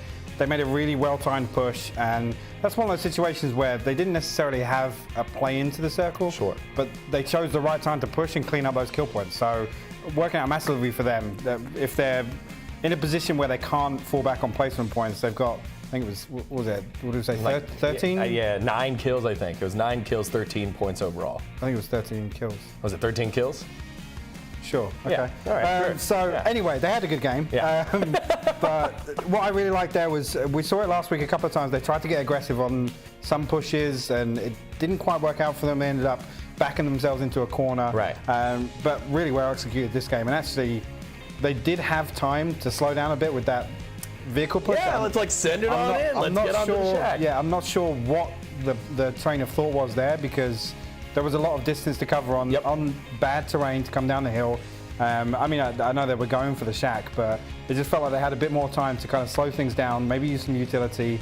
Yeah. It was just a firing squad for Sonics. You think about a couple of the teams that placed higher than them. Yasugal able to play it slow for almost. Woe was able to be a sneaky snake as well. So the teams that ended up placing higher just played a little bit of a slower game. I think maybe now God Squad was like feeling themselves. They made that aggressive play, able to pick up so many kills. They're like, hey, let's make one more aggressive play. And that was the aggressive play that brought them a little bit too far, not able to work out for them. I mean, credit where credit's due. If they'd have managed to get that vehicle onto that shack, that's potentially a game-winning spot. So I like the thinking. I just think the execution there for them to go out like that after playing so well up until that point was a bit of a shame. But yeah, a bit, but you find themselves now in 4th place. Sonics now overtaking Low-Key Esports, that massive Miramar round, able to put them up halfway through Week 2's matches. Low-Key in 2nd, Lego, your ego, still doing well in 3rd. Shook moving on up in 5th place, Vicious Gaming as well, and almost now falling to 32. So a little bit of separation here between the squads that were sitting 5 through 11, right? Yeah, I mean, one interesting thing to point out there, God Squad actually only have 7 placement points. And they're in 5th. So I don't know if that's a game plan or what, but you know, if they're going to be putting up kill points like that, you want to see them at least kind of, you know, add in another 1/3 of their points on in placement. So to see that ratio is a bit questionable. I don't know what the rotation, you know, the macro is like decision making, but that's a bit weird to see. Well, that's what I was going to get to. Is that maybe kind of like a sign of a team that has promoted up? They don't have necessarily the coaches and the structure to teach the strategy, but you got a bunch of young fraggers able to make aggressive plays and do small tactics and come out on top. Yeah, I mean, that's always a great foundation to have for your team, is a team that can put out kill numbers. But I mean, one thing we haven't touched on, that I'm pretty sure I'm going to have to go back to an end of game screenshot, but we aren't seeing Prodigy playing for the God Squad this week. We're not. So we've got another player stepping into God Squad. So interesting to see them obviously come back now, and they're actually doing better at the things that we would like to see a player like Prodigy excel at, because he's known for his fragging abilities. Yep. Great in team fights, great 1v1er as well. So that's actually a little bit of a dig at Prodigy. I'm sorry for that one. But that's interesting to see that actually they've got a plug and play player that's come in, and it's obviously had, again, like the Happy Campers, it's had a positive effect from the get-go. So I do want to see them clean up the macro a bit. I want to see them in late game. I want to see them in the top 3 position. And again, keeping 3 alive for as long as they did in the position they did, they used it well, but it would have been nice to see them close that game out. Yeah, and I think the opposite for me is Zenith, right? Zenith, first team knocked out. They made that great aggressive play up the ridge and then hesitated for so long outside. They got completely collapsed on and wiped and had to watch the rest of the game with the gray screens. I mean, that was a really bold move. I liked it initially, but I mean, for them to get tied up in the spot they did, they moved quickly, and actually, it's much to their detriment. Actually, almost reacted perfectly to that situation. As soon as I can't remember, was it Evasion? Evasion went down first on almost, and you saw them all jump in vehicles and say, "Let's go bail our boy out." Yep. So, I mean, great reaction from almost, but Zenith maybe just needed to be a bit more decisive. They got up and I think it was Kendo got run over by a vehicle or something. So that obviously slowed the push down. But in that situation, when you identify it's 1 or 2 people max at this compound, even if you lose somebody on the way in, you move as 3. Yep. You don't stick the res in that situation. Yep. That was where that team fight went downhill for them. Is actually as soon as Evasion is able to jump out, lean peek the window and pick up that easy knock and the flush on the player that was down. So unfortunate for them, but again, execution lacking slightly there. Sure. And I like the fact that teams are getting aggressive and getting a little bit more decisive. We have 2 more opportunities to watch these teams today. Round 3 of today's matches. Miramar up again, coming up soon. Teams are getting themselves ready and into the lobby, and then we close out today's matches with Erangel in round 4 after the action. And again, teams that are looking to make moves and solidify their positioning here, now's the time to do it. I think you look at the top and you have both Low-Key and Sonics going back and forth. That's going to be a lot of fun action as we get ourselves into game number 3 on Miramar of week 2 of the NPLC. Which team will be coming out on top? And let's take a look at how the playing path works. This one going to be a west to east drop here, and it seems like all the maps playable. Yeah, absolutely. We're going to see a couple of the south teams struggle, maybe getting all the way to their loot spot, but this should be pretty standard. Obviously, the teams that are stretching south are either going to settle for vehicles and still rotate to their normal loot spot. Los Leones is a bit of a stretch here, but that road that comes out north of it is accessible. There's obviously vehicle spawns along there. Interesting to see. It looks like the Happy Campers have actually committed to this north drop with Cobra Ria, so I like that. Obviously, looking back at last week and saying it didn't work, maybe that was a switch up with Almost and Shook dropping somewhere that they haven't seen them drop in scrims, but I like the decision making for the Happy Campers to just say, look, don't like this spot, let's go somewhere else, give ourselves, a good starting foot and an opportunity to rotate in. Yeah, I love the fact that Almost consistently head to that neutral, I would say a little bit southwest spot, but it's mostly kind of like in the middle of the map. They're so mobile, and they found success over and over again. Even when they got sieged up in that house, they got a little bit spread out, but that is their spot. So used to seeing them there and finding the success as we follow along with Zytus. Suspension in the air for just a bit until get the rest of the map on in there. There we go. And so Lego Your Ego solidly in 3rd place right now. A team that has separated from the pack, not quite with the 2 big boys in Low-Key and Sonics, but have done a fantastic job rotating out and then getting themselves points even in down games. Yeah, I mean, this is arguably the best spot on the map, just purely due to the arena, obviously the boxing arena and the casino. So what I do like to see is teams. Sounds like Vegas. Yeah, well, it sounds like home. Yeah. The thing I like to see about teams that have these drop spots, and obviously on Pachinki, we obviously have Sonics dropping in Pachinki. Picardo is pretty much like a similar story. It's a very dense loot spot. And what I did like, obviously in the previous Miramar game, is to see them move as early as they did and take that wide aggressive split that I was talking about, the 2-2 along that road out to the west initially and holding the south side of Picardo. Yeah. It gives you an opportunity with a loot spot like this to move quickly because, you looted in 2.5 minutes. Yeah. I like to see teams making the most of that. We see Cloud9 and the NPL do it very often with Pachinki and Picardo.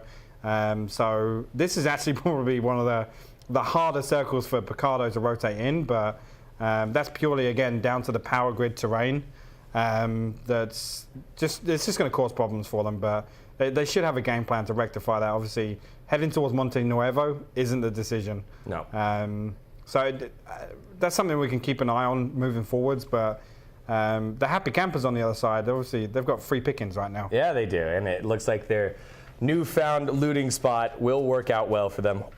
Based on how the circle has gone so far, again, no one to the north of them. Everyone, all the damage, all the action is a bit further south as the Happy Campers, again, trying with their new roster move to get themselves out of the cellar of the NPLC and out of the relegation spots. Again, what kind of stress goes into it when you have to play for your position, for your livelihood? You can only imagine what that's like.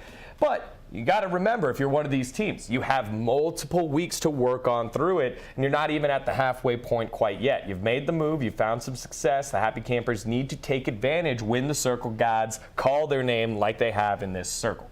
Yeah, I mean, it's nail on the head there. The biggest influence on play style and decision making is in a league like this is your position on the leaderboards. Obviously, teams get into these spots where they're making absolute desperation plays because they need to make up points. They need to be, crashing teams, taking team fights, playing more aggressively, which is why on games like this where you get gifted a circle where you're free, you need to make the decision not to just sit center and just wait out placement points, because we've seen it time and time again. Yep. Teams climb the leaderboard through getting the kill points as well. And it's more often than not, the teams that will get 1 or 2 wins over the course of the season, actually finishing towards like the bottom of the top 5. But it's the teams with the high kill points that can do that consistently that fare better off on the leaderboard. Oh, it does look like, though, Landoon making a move on his own right into the rest of Ripe Army. Might have some trouble here in the north with THC, there you go, and blown apart, trying to take advantage of it. Dune they should hear has to think about it. Yeah, he's working his way back on out of the vehicle and trying to rejoin his team. Yeah. But Happy Campers, again, want to play aggressive, want to get some points, but so do Ripe Army, a team that found themselves in that final question of teams. I think they finished in 6th that last round, but could have gone a bit higher. Yeah, and this is another team we identified before the game started tonight, that we kept seeing their name pop up. We kept seeing them towards the late game, but they didn't feel like they could confidently make that transition through the top 5 in terms of game placement. I do want to see them finish out a game, because I think they've been making some really smart rotations. That set up in the previous game with Comets occupying Bendita. I like that move, but it's a shame we haven't seen them actually get to a top 3 position with a straight out 4v4 team fight with another team. Yeah, and they're a team that has, again, come on up through the open and shown everyone, hey, look, we're not a team that just gets ran over. And I love watching these open teams and seeing them learn proper tactics, learn a little bit more mature strategy, and then execute it over and over again. Ripe Army, I think, is a great team to watch to stay up here in the NPLC. As teams now making moves, Lego Your Ego working their way up towards Yaxley and Spray, the Y brothers, because both names end in Y, EY. Yeah, see? You just made that up on the fly, didn't you? I did. That was, I mean, smooth, but Appreciate it. not too creative. I'm going to test you more on that. All right. It's the A brothers, because it's EY. Hey. All right. No, because then you'd say then they're up- Yaxley. Yaxley and Spray. Yaxley and Spray. Or you'd say Spree and Yaxley. Well, they're up against Lay, because it's Lego Your Ego. Okay. There we go. Okay, that's All right. weak. That's weak. Yeah, I'm actually going to say, we went from not good to bad. I'm not sure what the plan is for Zenite, because he's going to lose his vehicle here. He's taking a wide open run battle, but he actually can't connect with a single shot right there. So that's, I mean, lucky for Zenite. But this is one of my favorite spots on circles like this. This is, I mean, going way back, this is Navi. Navi Rock, we call this. Navi Rock, that's a throwback back to the used to see Navi make some really, really wide splits on this portion of the south side of Crater Fields. It is a really good spot. Obviously, teams that are rotating anywhere here, you've got such wide vision on all the rotation paths around this area. So one of my favorite spots on the map. You can see Trifecta regroup as 4 now. Lego Your Ego probably should be looking for something else right now. I'm not sure why they're settling for this, because they've just been shot at. They know there's a team set up above them. They're looking at this 2-2 split right now, but these 2 players, Marlonis and Zenite, are potentially getting stuck down in the compound because they're going to lose their vehicles. Yeah, how much help can they be if third line and Zydus decide to get aggressive onto Trifecta? You're just kind of hoping that a shot lands when you're the one shooting uphill. And likewise, if Zenite and Marlonis need to transition out of this compound, the line of sight is so good for all 4 Trifecta players that the vehicles are just going to get blown up within seconds. So I'm not sure about the decision making here, whether or not they're just saying that we're stuck, we can't move yet, we'll wait for them to move. Yeah. Obviously, there's no pressure from the circle right now for either of these teams to do anything, but really interesting part of the map here. You always see teams never commit into Crater Fields until, circle 4, until they know it's ending there, because they know they can't come back out of there. So this is why I like this spot in particular. As elsewhere, we actually see, Landoon actually going to get downed and flushed from the north. Yellow Pike rotating all the way in from the Oasis. Unfortunate for Dune there, but again, we saw him playing aggressive earlier. Yeah, he was playing aggressive towards Ripe Army, and it looks like he's still way wide split. And actually, Lush now, I'm not sure why he's taking the decision to shoot back. At this point, when you lose a player, cut your losses, say, look, the split hasn't worked out, regroup. What's the likelihood of landing this? I mean, if you land the knock, you're certainly not flushing it. So right now, I want to see him go all the way back to Atom and Charity, which they're in a much better position right now. They're the junkyard north side of the crater fields. As we have the second circle pop, if we can take a look to see where that has gone. Central. Yeah, shifting pretty much, no, down to the southeast. Yeah, a bit of southeast. Yeah. Southeast, so actually centralising over these roads that come north out of San Martin. VG, Elevate, obviously looking in a really good spot. VG actually a wide 2-2 split covering like north and south central of this circle. We also see Sonics making a transition down from Crater Fields. Tony V crashing that junkyard compound along the road. Halakline making a pretty short rotation from Power Grid, but they've got themselves a foothold in the circle now. It does look like Comets will be rotating to the eastern side of the map, and then God Squad coming on in after playing it a bit slower. They'll be in that same area that they were in last time when they were able to get themselves some points on in, and then almost working their way straight from the south side. Taking a look here on the top left, it does look like Zenith and Low-Key Esports, as well as Yaxley with Trifecta heading on in as well, but the rest of Trifecta haven't joined up. Yeah, I'm not sure why. What is Yaxley doing? This is late 2017 meta. We've got Yaxley way off solo scouting. If he goes down here, he's got no information to feed to his team because the gap's so big. Yeah. So I'm not sure what. So is Leda. Leda just sending it on in as well. Just a bunch of these solos and vehicles just kind of scouting, gathering around, and it does look like Yaxley will be able to get himself out.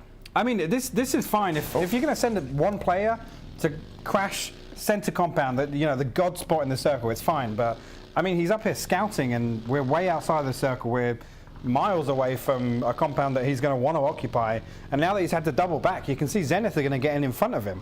Yep. So potentially going to be cutting off his rotation anyway. So I want to see Trifecta regroup it. Obviously, Noble have moved from Crater Fields, managed to pick themselves up the crate. I'm not sure what they got in there. But we're going to see Noble actually now potentially taking a 4v3 fight on Trifecta because of that wide split. Yeah, let's follow along with EDAC and the rest of the Noble boys trying to get themselves out of the bottom side of the bracket. Unique, Spray, and Zentrix, only a 3-man against the 4-man of Noble. Noble, again, love playing on the outside of the circle, rotating late and trying to catch out late rotators just like Trifecta. And now they will be able to shoot down range. Will these shots ring true? Oh, wheel looks popped, and now everyone from Trifecta has to run and shoot. It's all day landing on down. Spray in a lot of trouble as well. There's no chance for Trifecta here. Yaxley wouldn't even be able to help with the buggy. Spray is up and will be able to use the terrain for safety. Unique crawls to safety as well, but here comes the rest of Noble to pick up these kills. I mean, there's no way that Noble knew that they would split. This was going to be a 4v3 fight, but I love the aggression from Noble here. I want to see them push all the way. Hopefully Yaxley isn't going to get this knock on the soup because he's got the level 3 gear. Please get behind a rock or something. Run. Yeah, there are no rocks. There it is. That's the only rock. Zigzag. But Yaxley now in a position where he's on the back foot. He's having to now stop his rotation to come and help with this team fight. Yep. But I mean, we called it straight away. It was a questionable decision from Trifecta, and they're going to end up losing a player for it. I mean, Unique actually all the way out of the zone now, taking one tag already from Fudge. But we do have EDAC all the way further east of this. Looks like Fudge is going to settle for his vehicle. Yeah, actually EDAC might even pick up this down. Come on, EDAC. Come on, EDAC. Oh, not able to get it. The bush providing a little bit of cover. This is optimistic. I'm gonna big arm. I'm gonna love it. Louisiana. Drew Brees. No, nothing. No, nothing. All right. That's like 150 meters though, so I would have been really impressed if he'd have managed to land that one. But again, EDAC making the right move here. He's gonna swing all the way to the east here and look for another nade into this smoke. That one's a bit closer. I mean, Unique might actually back up into that. No, it's going to go a bit further. You're actually going to see Yaxley take a peek out from this wall. And now actually this team fight's all the way on its head because Trifecta have managed to regroup. Noble are now in the open. Yep. I'm pretty sure Noble only have one vehicle. So this could end up backfiring here for Noble if Trifecta can get some lucky knocks. Yep. Yaxley swinging wide out from the side of that wall. I think they're desperate to get Unique back to them right now so they can fully reset. Yeah, Fudge was able to return and pick up the vehicle and just keep raining down bullets, but it does look like Low-Key might be third-partying behind Trifecta. And Chubba Bubba actually killing himself into the zone, not able to get himself to safety. Yeah, and Pax is actually down. We can see Fignano pick up a knock and a flush onto Unique. So Low-Key coming in aggressive here. I'm not sure what happened. It looks like Zen got the Patron from Zen got the knock onto Pax, but he bleeds out in the blue. I'm not sure what happened to Chubba Bubba. We didn't catch that, but no, we didn't. You can actually see Yaxley pushing it all the way up onto Trifecta. Noble could help out low-key massively here if they get this down on Yaxley. Yeah, Yax trying to rotate himself to safety, won't be able to. Smithy continuing to push on through and say, hey, you know what, you guys can fight each other. We're going to keep getting ourselves to safety. No vehicle, and that is a bit of a problem here for Noble as EDAC and the boys will be moving uphill and getting fired at right now. Soup already relatively low. Fignaldo not going to land the shot. Boom! About time showing up and able to answer back and killing the fragger for low-key, and with multiple members of low-key down already, might be in a bit of trouble. Boom now getting answered by Spray. Spray able to rotate on out, and that long drawn-out gunfight between Trifecta and Noble might be coming to a conclusion now. Well, actually, Spray is all the way deep, still in the blue at the tip of Cobra Rear here. So getting that knock here, Yaxley actually going to get the confirm onto Fignaldo, but I think Fig there thought, you know, they're not going to be looking back this way. They're going to be pushed by the blue. I'm going to go for a free knock, and he was just sat in the open. So great team shooting there from Noble, because we saw EDAC and Boom swing around and get the down onto Fignaldo there, but Trifecta now just picking up points, and you got to wonder what happened. What happened off of this split, and then from there just kind of going super wide and getting aggressive and then getting pinched upon. It wasn't a very clear plan. They executed it. I mean, not to come back to it again, but this move from Yaxley was so bizarre, because they should have had the information on Cobra Rear and just taken a straight rotation in to the circle instead of this wide wrap that ended up backfiring on them. But we can come back to that a bit later on. We're seeing Noble still on foot now, desperately trying to make it into the circle as we pick up this fight here between Halakline and Zenith. Low-key, going to be your first team knocked out. Smithy was trying to take some final shots against Noble, not able to land them, and your first place leader is getting a last place finish in game 3 of the day. And here comes Duck now, landing some shots onto Zenith, but he's not alone, so goes Acro, and Acro from Yellow Pike Gaming getting the knock onto Roth. Yeah, and I mean, I'm not sure if we've seen a down traded between these teams yet. Whether or not Halakline are going to know that that's Zenith up there with that knock in the kill feed. Sure. But Duck is obviously a solo, so there's no scenario he ever pushes out to get aggressive on this. You can see as now Noble are just falling to the blue. There's Spray. And there's Spray as well, yeah. So we've got 3 members of Noble dying to the blue, which is unfortunate for them, because they were the ones that were active early in that engagement with Trifecta. So it's a shame to see them go there. We do also see Mime take down 2 members of the God Squad elsewhere on the map. We're going to see Soup and EDAC and Boom all bleed out pretty much the same time in the blue. But, you know, they didn't feed kill points to anybody else, so there is that. Spray also going to get finished off by the blue here. Shook making a move here, and Yellow Pike going to take some shots. They're going by both Ripe Army and Yellow Pike Gaming, and Shook, Leda, and VZ in a very difficult situation. The vehicle has been torn to pieces, and Mystery has to get himself to safety in just a bit. I don't think has fully recognized that Yellow Pike is on top, raining down some bullets. We'll throw smoke to keep things safe for now. We do have Ripe Army occupying the same compound here, which I think Shook are aware of, but Ripe Army made no attempt to defend this side of the compound. They're all stacked up on the opposite side, so interesting decision making there, because we're going to have this weird stalemate now of these two teams just kind of popping shots at each other for the next couple of minutes. Protege, he's ready for the peak. Blown apart, head going. Ooh, nearly. Not going to land there. Roth, though, picking up the kill onto Duck, and Halakline Gaming with another final finish. Before that, we saw Noble get finished off as well in 15th. As the game continues on, 17 minutes in, Leda trying to do his best to find the right rotation, as it seems like a little bit more action now happening up top. Nitrogen able to knock down almost Tanaka. And so Shook and the rest of their team trying to figure out what's the best course of action. Do you just hold here? Do you want to get aggressive against Ripe Army? As Yellow Pike Gaming going to condense on in. Innate had to get himself into safety, was able to make the rotation on in. However, they do lose I Love Gwen Stacy. And here comes Tiggleton and the rest of Sonics. They've been quiet. I mean, actually, yeah, Sonic's actually, I'm not sure what the decision making from Zenith here, but I guess Zenith have tried to make a move in here, and it's been in plain line of sight. Wow, Frank now landing the shots on Yellow Pike. Yellow Pike tried to group back on up together, not able to do so. Very low was Innate, but he was able to get picked up by Acro. Now giving away his position is Frank the Tank Elevate, able to answer and say, hey guys, we're coming at you. No free kills there, and big save for the rest of Yellow Pike Gaming coming the way of Elevate. Yeah, and actually we see on the minimap, the Happy Campers looking to aggress and third party this fight here, but I'm not sure if they're going to be able to get any flushes here or finish any of their downs without crashing the compound. Obviously, Circle's coming in, going to be closing now. We're going to see the new Circle. And actually, yeah, the Happy Campers need to make that move. They're going to know that these two teams are fighting. I want to see them pick the timing and go and third party this fight by crashing it. Or at least move into a position where, you know, they can oversee the compound and dictate this fight. As you can see them actually foot pushing out. I love this move from the Happy Campers. Yeah, here we go, getting aggressive and trying to run up the hill. Zenith lose out, and it's Vicious Gaming picking up the kills. Massive grenade. Well, actually, now what I want to see the Happy Campers identify that they knocked one of VG and know that they have a player downed, whilst we have a player that's obviously weak from the res, another player occupied from the res. I want to see the Happy Campers capitalize on this, as you can see them pushing up on foot now. There you go, Charity not going to wait for anything. Finna now peeking the window. Was not spotted. And Finna now realizing, hey, they're here. Charity trying to get aggressive. Now getting caught by Fozu. Fozu with a nice flush. No one watching for the left side. And down goes Charity and out. So THC down to 2 members left. Just Adam and Lush. And Adam going to slow it down just a bit now, throwing a nade into that window. He's long gone, bud. He's not going to stay in the same spot. Frank the Tank with a nice molly.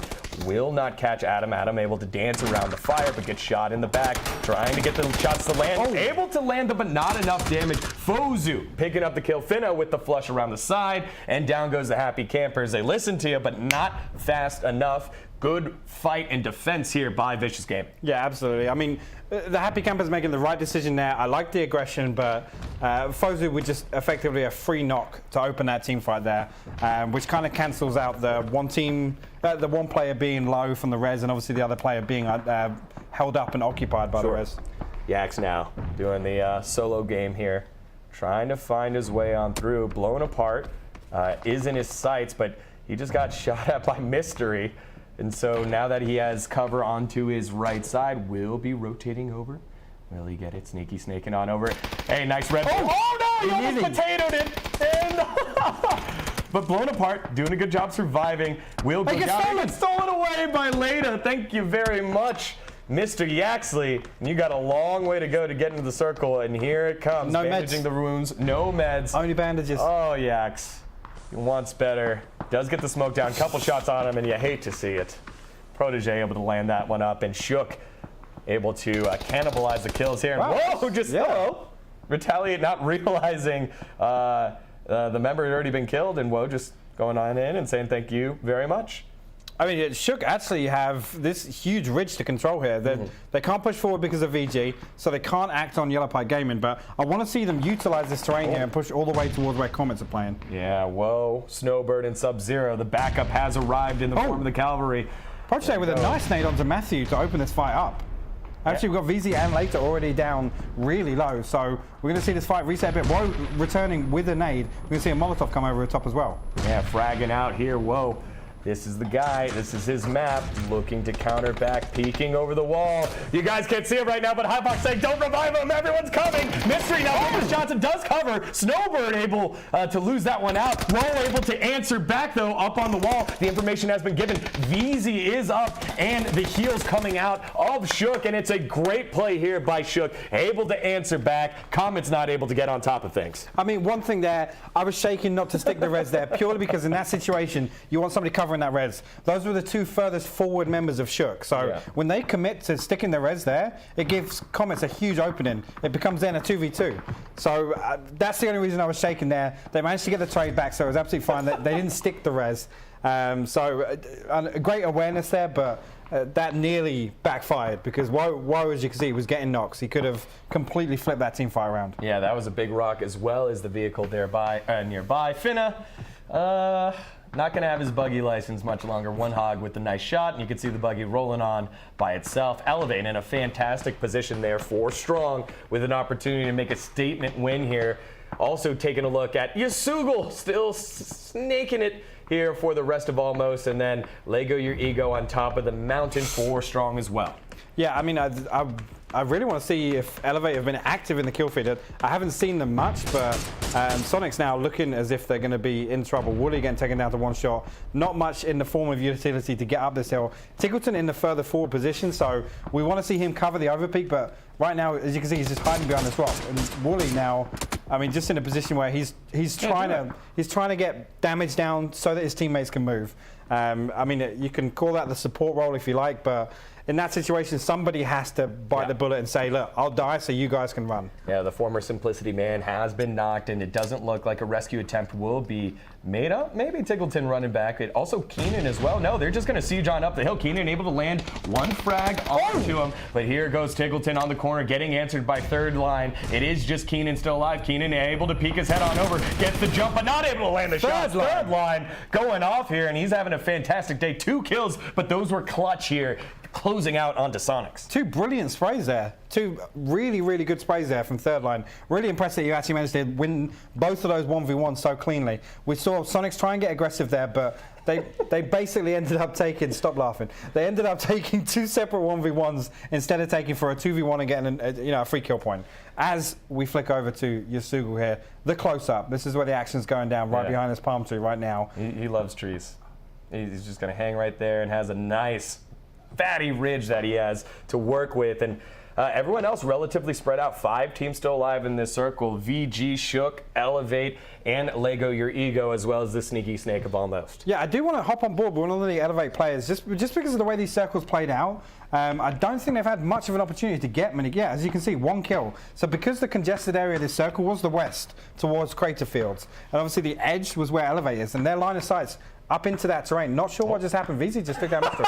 But it's interesting to see how this circle has played out, because Elevate making it 4 strong to the top 5, and they've only picked up 1 kill.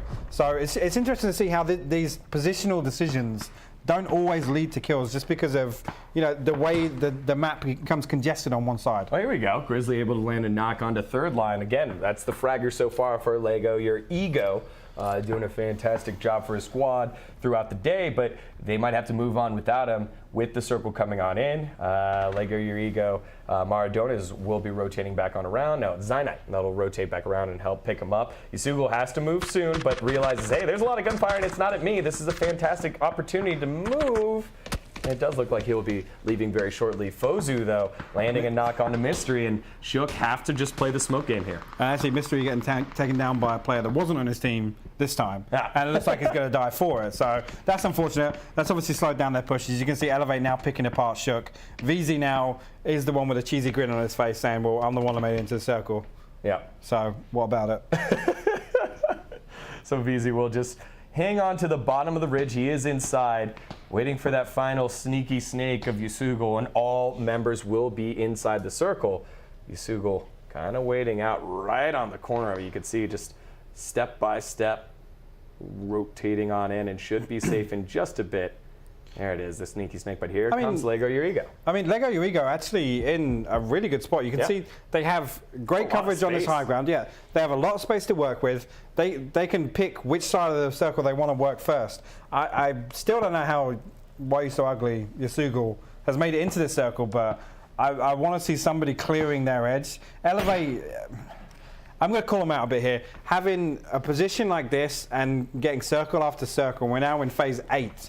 And they haven't aggressed out of their compound. So giving this spot up to now Lego Your Ego, they've now kind of ring-fenced themselves to where they've got a hard edge of the circle, and there's going to be 4 players playing on top of each other effectively in one building. Yeah, it does look like they will have the cover of the building, but as you said, not fully taking advantage of the opportunity presented. It does look like VZ will win out the war of attrition between the Snakes, as Yasugu gets taken out in 5th place, almost finding ways to get themselves in these top 5 points and get some placement points out of what others would see as a tough game. But Fozu and Frank the Tank in a tough spot. You can see just how sharp the angle is that they have to shoot up and adjust for with the circle moving on in right now. I think they have to move another 20 or 30 meters to actually get in. So you can see how this terrain lines up for them. Fantastic work from our observing team here. they're not going to have any terrain to actually play behind unless Elevate can pressure Lego Urigo back down off of this high ground, but it's just such a dominant position for Lego Urigo to be in. Yeah, he possibly could run to their left and hope nothing is coming. But Beezy, sneaky snake, able to get himself another position and knocking out Shook, or knocking out VG right there. He ends up falling to Lego Your Ego, but a good salvage there by VZ. And here we go. Now we see 4-man strong, running on up. They see Maradonis has been knocked, and now Zynite has to be the front line. No, there's going to be a counter of themselves, rotating on around. SteezyB able to get the recently knocked Maradonis, got picked back up. Down he goes in third line with the hard push north, trying to get behind Elevate. Hit him with the switcheroo. Zynite taking the shots on a mini fridge. The information has been passed on to the rest of Elevate.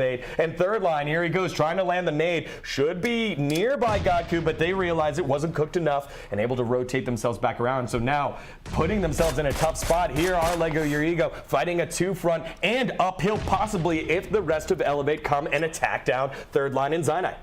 Yeah, I mean, it's actually going to slow down a little bit now just because they now don't have a time-sensitive issue of the down of Mardonis. He's bled out. Now Elevate can reset. They just need to hold the terrain. Mini Fridge all the way back here trying to play anchor. I want to see him move away from the wall and get involved with his team fight, because if they end up taking, 1 or 2 1v1s here, this could still backfire for Elevate. Yeah, great grenade early on by Godku there to get some damage down onto third line. Third line, right in the middle of the smoke, right next to Grizzly. He can hear the footsteps. The smoke is dissipating very soon. Godku getting hit by the long-range shots of Zynite, trying to pick up one more kill. And third line actually getting spotted out. And that's all she wrote. You're waiting for it, and it's about time. Elevate picking up a victory, having the favor of the Circle Gods and playing around it. Yeah, I mean, a 6-kill win, still great decision-making late game there, but, I mean... That's a game you want to see them capitalize and get at least double-digit kills. Great late game work from them, and can't take that away from them at all. And like we said, the circle kind of dictates where those kill points come from. And there's nothing more frustrating than getting to a compound that ends up in the circle for 5 or 6 phases, and you end up with top 5 and 1 kill. So that's really unfortunate to see. I mean, Lego Your Ego played that really, really well. They had some big moves to make. They took some really interesting team fights. And managing to hold down that high ground from as early as they got there is actually pretty impressive. How about VZ as well, salvaging, accidentally getting some knocks on their own Salvaging's a word, yeah. And then, making plays to get themselves. He could have finished in 7th, and they worked their way all the way to 3rd place, as well as 7 kills. VZ with those final 2 onto the back of VG. And VG with 11 kills in that game, making moves and landing shots. Yeah, I mean, and that's the decision you want to see from your solo, being last up and not just proning and dying to the blue or running the open. I'm pretty sure he heard the shots. He heard them taking pop shots off at Lego Your Ego, said, look, I haven't got to play into the circle. These guys are out of the circle, but they're preoccupied with something else. Yeah. I'm going to take a gamble that it's only 1 or 2 people. And he ran up and got himself an extra 2 kill points, and then I think another 1 placement point for obviously outliving that team. So really great work from VZ there, being the last up after the team kill. Yeah. That was a pretty great moment there. Like, hey, wait, what just happened there? So we're looking to see which teams will separate themselves from the pack. We've had 3 games, 1 game left. Back to Aaron Go after we take this short break. Don't go anywhere. You're watching the NPLC.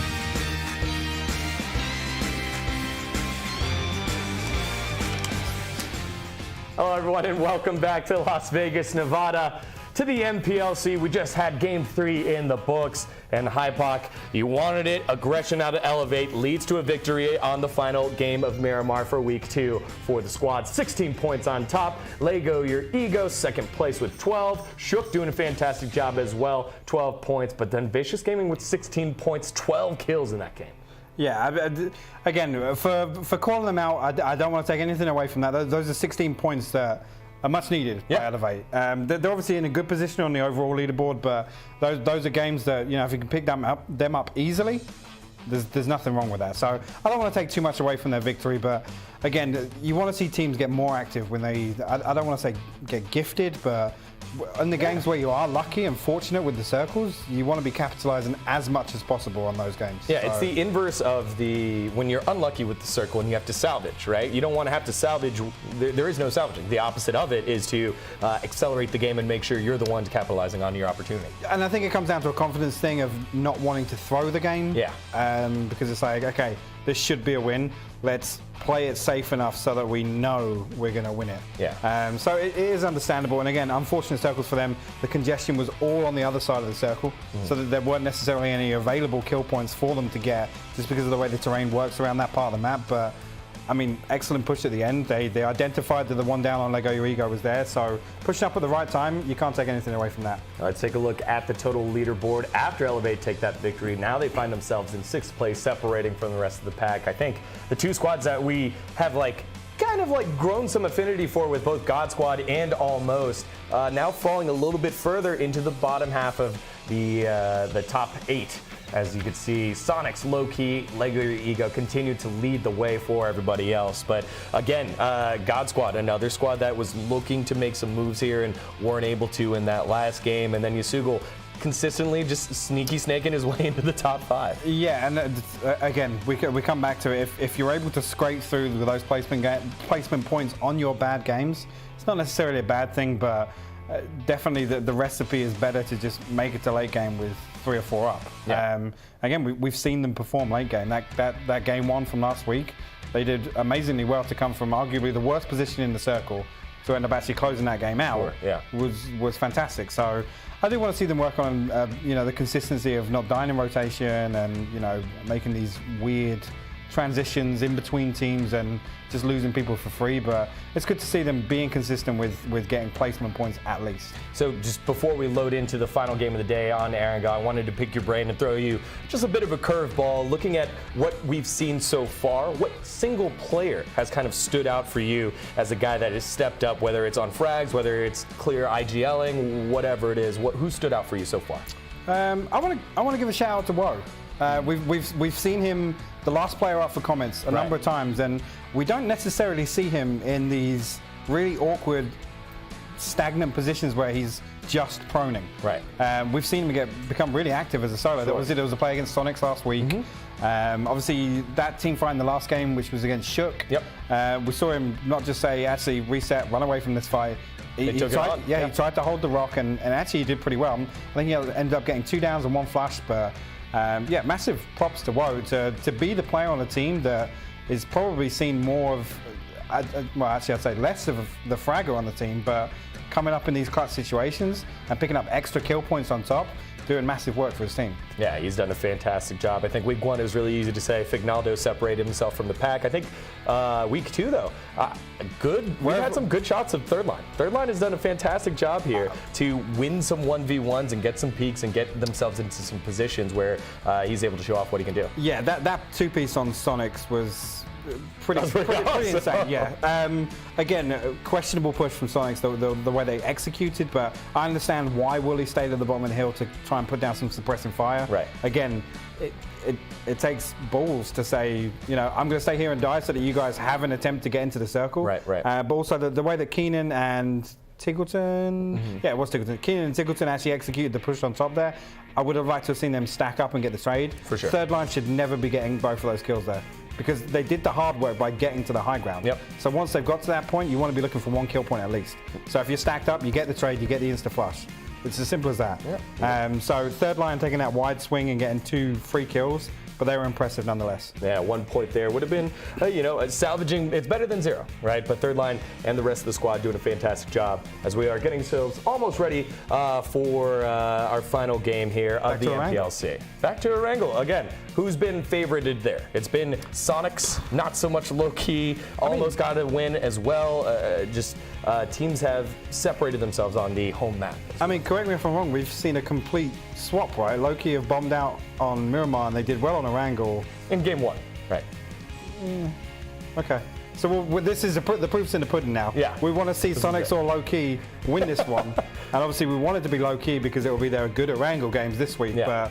But this is going to be the one that sets us up to see what the leaderboard looks like halfway through the season. Yeah, I think it's a big call there as we get ourselves ready for the final game. You take a look at the show schedule. Erangel, the final game to close out. And this is actually the halfway point of the season. Only 4 weeks of matches, which means 16 matches overall for these teams to separate themselves. And this is before we take a little bit of a break before the mid-season royale comes on in. And so teams really have their final opportunity here to make some big points before they take a little bit of a break. Yeah, and I'd be lying if I didn't say I was a bit disappointed to see some teams not make some moves up the leaderboard this week.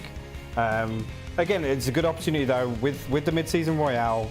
They've got a couple of weeks to go away, reset. Obviously, you can treat royale as a one-off event. It's going to be mixed lobbies, so it's not going to be something that you can necessarily rehearse for the same way as scrimming the same 16 teams, playing competitive games against the same 16 teams. So it's a bit of a spanner in the works, but it definitely gives teams a bit of freedom to say, you know what, let's come at this from a different angle. Yeah. Maybe this works for us and we can take that back to contenders, but it's definitely a reset period for teams. Did you feel like there was a reset period for you and some things that you learned during last season's mid-season royale? I mean, for us, I say us, White and Fate, we actually had a really disappointing performance at Royale. I think we probably did treat it as I've just described. It was definitely a reset week where we could mess around with a couple of different things in competitive games where you could say, look, a good example, Smoke and Aces. Yeah. Notorious Phase 1 of NPL, we had Smoke and Aces dropping near us and messing with us and stuff. And unfortunately, we just never got any games going. But it was a good opportunity to say, look, this is a mixed lobby. There's a couple of other things that we haven't had to deal with for the first 4 weeks of NPL. And that just kind of, allows the team to kind of iron out the kinks and really dot the I's and cross the T's. I hate using that expression, but I just used it. But it's the things about just, tweaking those small things that don't necessarily crop up in a lot of games. And then you can bring that back to your regulation games in NPL. Well, are you able to practice that the same in those when the skill level of the lobby changes as well? If you're kind of going down from the NPL to the NPLC or opposite? But I think that's what gives you the freedom of doing that. Yeah. Obviously, NPL teams are going to punish every single mistake that you make. So switching up things in even minor changes in your rotation paths. Sure. That can completely throw off, all of your angle games for the first half of an 8-game series on a weekend. And obviously having, I don't like to say it, lesser skilled teams in the lobby gives you the freedom to say this rotation path works really well. Yeah, well, we'll get to see which teams will be separating themselves here as we hit the halfway point with their final game of the first half of the season. It is match 4 of week 2, and we have a very far northeastern map here, and that's going to mess up a lot of the teams that want to drop as far as Pachinki, Gatka, anything further west. That's not going to be the case here unless they find themselves a vehicle. Well, I think this is going to be fine for Pachinki, but it seems like Yellow Pike Gaming that we might see an audible drop here, just because there's no way they're making it all the way to Primorsk. Yeah. As you can see them, is this going to be a hot drop to Yasnaya? Yellow Pike actually jumping out halfway and heading towards the northeast of the map over Yasnaya. I don't know if they're going to stretch over towards Kameshki Stalber and try and get vehicles along the Dogleg, which is the road that comes up northeast of Yasnaya, but definitely an audible call there for them to go elsewhere to the opposite corner of the map. We see God Squad, they're going to get Nova and military for free pretty much, so I mean, if I'm not going to jinx it, but if we've seen a lot of messed up circles in NPL, obviously, so this could be closing out with a military circle, which obviously God Squad are going to be in a great position for because of the way the plane was to the east. Nope. We're not going to see that.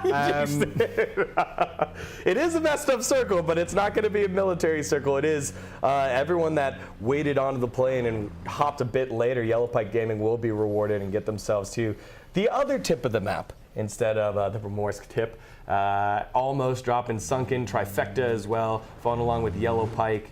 They're going to get a vehicle and get themselves going in terms of loot, but this circle now is going to force a lot of teams fighting in the center of Erangel just because that's where that first circle is. Yeah, and we've talked about this before. This is one of my favorite circles purely due to the fact that we see so many transitional kills here.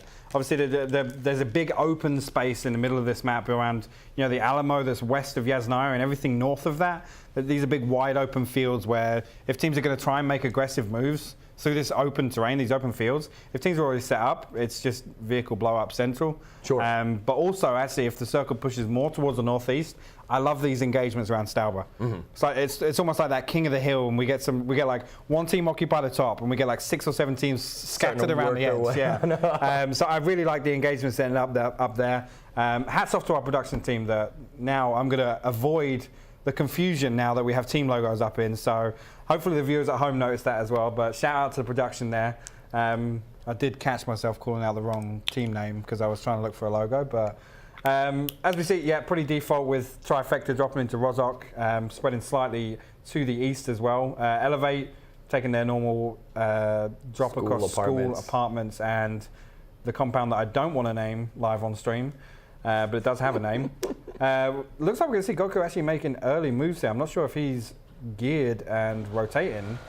He's got 1 kit, 3 nades. Don't know what equipment he's actually got outside of that, but if he doesn't stop at Volcano here, I'll be really surprised. And he's going to stop at Volcano, so that's good. So yeah, just coming out here. This is a good position to take, and this is something with White and Fate we used to struggle with. We used to have Noble dropping over here. We used to obviously have Simplicity, and prior to that, the old Sonics Team Gates roster. And this compound on Volcano cuts off so many rotations to the east from Rozhok. And actually, from the flip side of that, any teams transitioning north from south, they're more than likely going to come through this pathing. And Volcano is one of those spots that teams just seem to think we could pull up there because it's high ground. It's not necessarily the best spot in the circle, but we might be able to scout something from there. So I really like the fact that Elevate have chosen to occupy this compound as early on as they have. Yeah, I think they're just following the same formula that they found success with in that last game. Get somewhere in the middle of the circle, get somewhere where we all can be safe, have a couple of vehicles ready to go, and then from there, let's have the circle dictate where we're going, and then we'll call our number when it's time to. And that's found success for them, and that's why they're sitting right now, I believe, all the way up in 7th place. And trying to move further on up, elevate another returning team here in the NPLC, and trying to get themselves like above the hump with someone like Mini Fridge, who had experience in the NPL. Well, returning team, but obviously very different roster. Yep. So they did have a shaky start, but it's good to see them kind of close out a game now. They've kind of got that anxiety, the performance anxiety, I guess, out of the way, where they can say, look, we've won a game, and we know we're capable of doing it. We just need to move a bit more confidently, be a bit more decisive in team fights, and hopefully they carry that over. All right, Kaisuko following along with Halikline Gaming. Again, his team just trying to get anything going. Ducks had a couple of good team fights, Kaisuko as well. We've seen Zodiac consistently just be on the outside looking in and trying to find a way from the circle. They're trying to find themselves some success and haven't been able to replicate it so far through all 4 members. And that's something that we've been asking for teams as they get closer and closer to the final circle. Do you have 4 strong? And the answer every time for Halikline this whole first half of the season has been no, they haven't. And so I think unless something like that changes, they have to continue to work hard. And here's an opportunity against another bottom team right now, Noble, right next to them, could get aggressive and pick up some early kill points. Well, just to counter that, we've said time and time again, first and second circle, I like the split that Halikline have got going on right here. Yeah. And it's just a real big shame to see this now backfire to the point where they're never getting to like the game-winning positions. And that's the difficult thing for a team to capitalize on where they're taking this space in circles 1 and 2 and actually capitalizing on it. Because even if one half of the split manages to get some circle luck, and they regroup on that edge and take a team fight. Game 1 today, we saw them make an excellent push up the hill. Third part of that fight with Zenith and Trifecta, but it just kind of, it didn't go quick enough, and they didn't end up like gaining anything from it other than the kill points. Yeah. Obviously with those scrappy edge of circle fights, you want to be gaining a position that's good to fight from. And unfortunately ended up going down. I think 2 of them went down to Kendo earlier. Yeah. Me with Snaking, but we keep saying it. We keep saying we see Halakline in these good positions, wide splits with the power grid on Miramar. They're just not making anything from it. Yeah, and that's just what they need to do. Another team that needs to start making the moves, and I think you might have been referencing to saying, if you're talking early in points and teams that you expected, you didn't expect to see Noble here on the bottom half of the standing so far. And again, this is a squad that prides themselves on their clear calls and getting themselves in positions to do to lay in the shots, but they haven't even been able to do that so far. I think in this first half, especially this week 2 action, Soup and the boys haven't been able to get on the same page. And when they do get themselves into a favorable match, it seems like a favorable skirmish, it seems like they hesitate a little bit, and by that time there's a third party, there's a fourth party, and then they're all scattered, and that's when they fall. I mean, let's. I don't want to lay into them too hard. Never kick a team when they're down. But Sure. Noble are a team we saw. Wow. Okay. Just to quickly come back from that, Zyna actually getting a great opening pick on Yaxley here. We've actually got Sonics, Lego Eureka, and Trifecta all grouped up on this spot just north of the Rozhok River. Doesn't look like Trifecta are going to push on that. Actually, third line getting a re-knock onto Yaxley.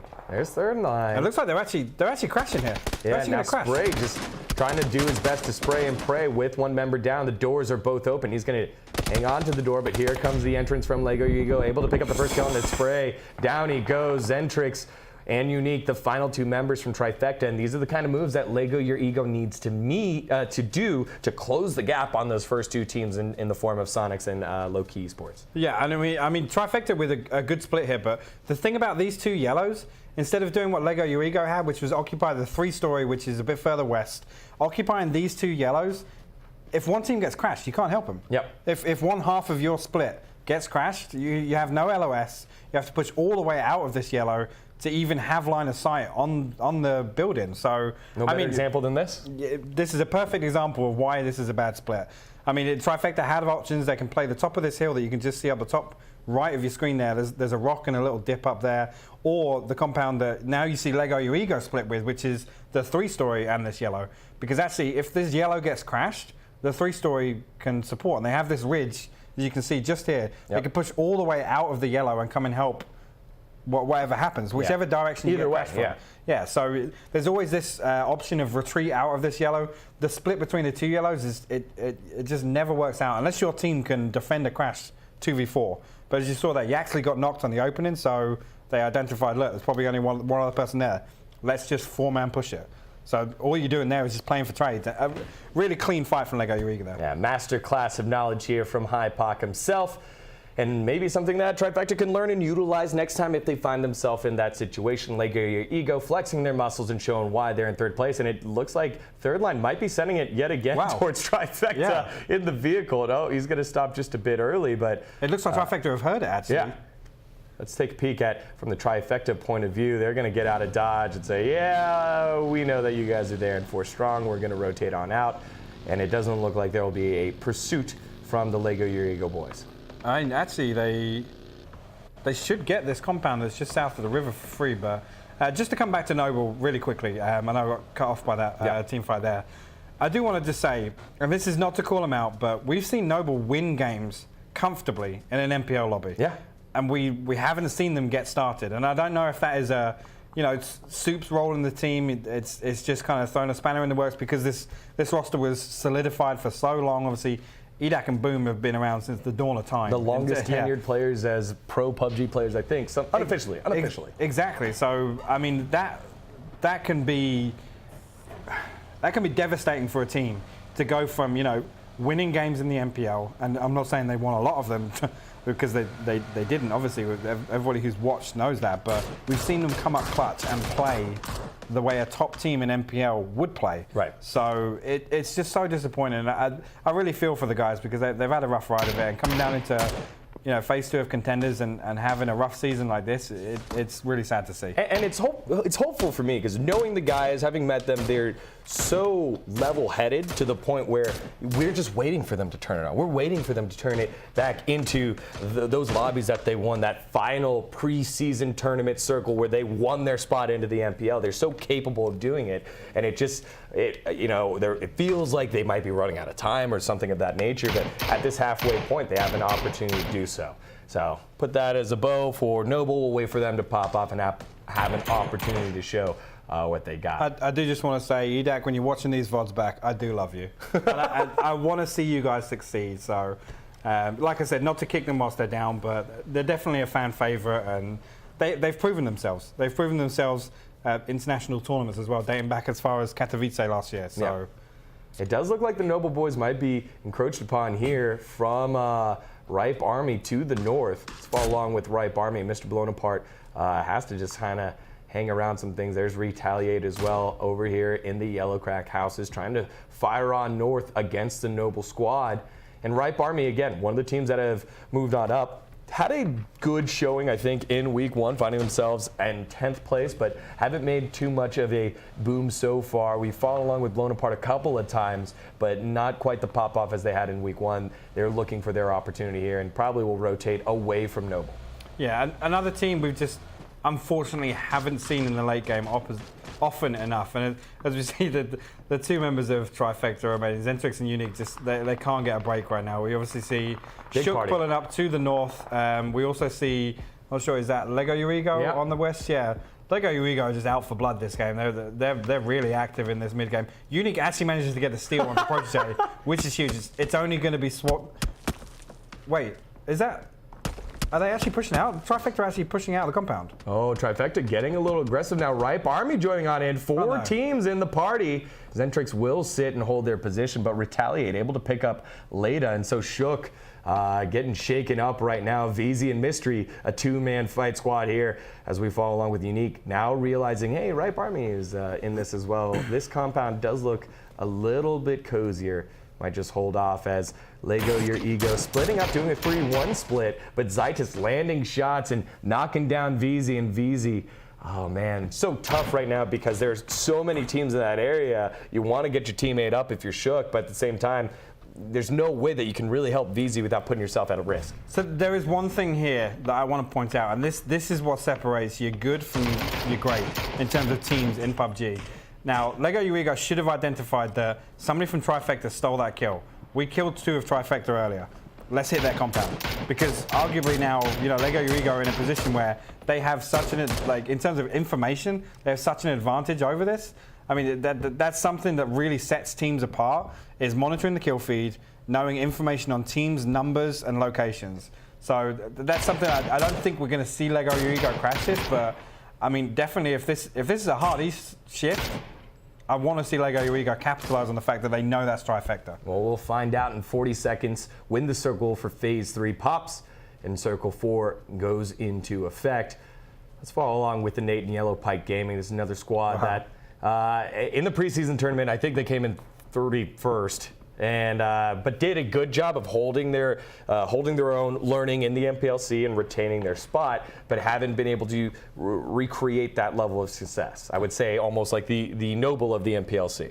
Yeah, I think that's fair to say as well. And if you look at the minimap now, this is just something synonymous with Yellow Pike Gaming. They have 1 player at apps. They have 2 players down at the yellow in the middle of the field. I'm not sure if they are still 4 up. So one thing, just to come back to this Lego Urigo, I want to see them now punish the fact that Trifecta are 2 up in this compound, because this compound on the north side, with all the terrain in front of it, they'll actually end up controlling about 20-25% of the zone just by taking that compound, because they're going to have the freedom to mess with all the other rotations. Other teams can't rotate in from the north, and as you can see, we've got the Happy Campers in Rostock, we've got Shook up on the bridge, and we have Ripe Army up to the northeast. Yeah, Happy Campers still in this one, as Yasugal able to land some long-range shots there onto Low-Key Esports. Whoa! Picking up some knocks here, and he's the guy that you've been saying, the former Lazarus man, able to land some shots as well. Will not be able to pick up the knocks onto Soup, but Noble does go down. Noble's newest member does go down. Steezy picking up that kill. And whoa, just kind of climbing along here as we take an eye on it. Oh, look at all these kills happening. Zenith getting immediately deleted. God Squad able to answer. And 2 members, Danny G and Nitrogen, fall but will be picked up. And now, just quickly, I want to see comments now react on this kill feed. You can see they've got 2 players still down at Hacker Compound. Snowbird and Woe, I would have liked to have seen them identify the kill feed there and say, look, we've got 20 seconds we can push up for free here.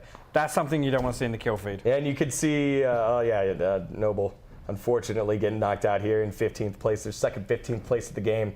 By the hands of Elevate and Mini Fridge Jr. Biznatch able to pick up a kill onto Unique, so only 1 member of Trifecta still alive. And Vicious Gaming, Frank the Tank, will be falling out of this match as well. But again, Noble, late rotation. Not exactly sure we're able to follow along with that when they get knocked early, as here comes Ripe Army. And they clear this compound. Never mind, I thought there was someone else in that compound. Yeah, no, you're absolutely right. Zentrix is actually just crouched under the staircase in the barn. So Ripe Army have come in from the northeast position that we saw them, commonly referred to as Nip Dip. They've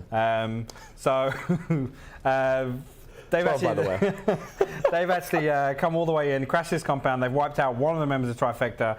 It looks to me like they don't know it's another solo that's left on Trifecta. Again, just coming back to this, watching the kill feed early game and identifying which teams have been weakened. If they are perfectly aware this is a solo, I don't want to see them 4 stacked up in this flat top. I want to see them spread and take some control of the compound, because it's going to give them the freedom to scout out. They can mess with rotations, maybe pick up an extra few kill points. Oh, there's Yasugal again. Give him the shout out, killing Fignaldo. So the fragger for low key has been taken away, and Evasion has the opportunity. Get it in the The corner of the desk messed it up. I blame the desk because Adam. Oh, I thought I was going to hit the roof. That would have been great if that had just exploded in the window frame in Evasion's face. Yeah, a sure pan-fried moment if he gets burned out there. But Evasion not able to pick up the knocks there, and Happy Campers will be able to retreat and revive their teammate. Yeah, and actually we're seeing Keenan get a knock onto Victor, so I'm not particularly sure what's going on there, because Ripe Army are still, actually we jump on board with Fozu actually pushing up onto Halakline from outside the circle.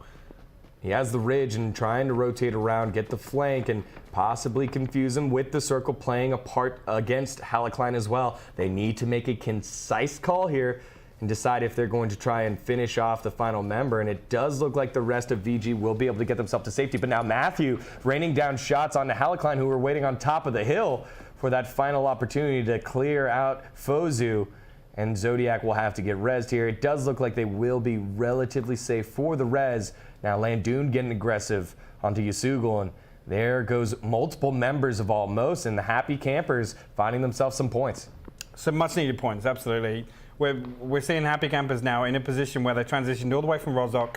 They've come all the way around to the side of school, but they actually have an interesting split up onto the hill south of school and apps. Yeah. This gives them really great moves to the east and to the west, but as you can see with this shift coming back to the north, I'm not sure what their decision is going to be. They need to take control of school. They need to regroup now because they have no value from the 2-2 split. And you can see actually, I think, Lush and Landoon are actually going to jump into a vehicle. I want to see them just take control of school here.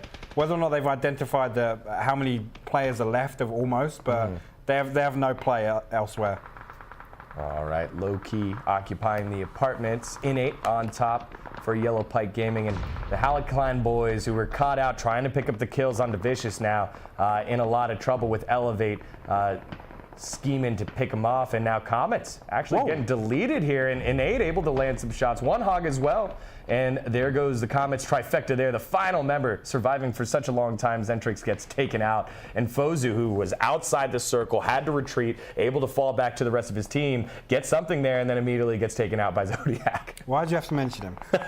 And there's actually one thing I'm going to say. I need to stop saying "whoa" when Comets get wiped, because it was really underwhelming. Now I just went "whoa, Comets."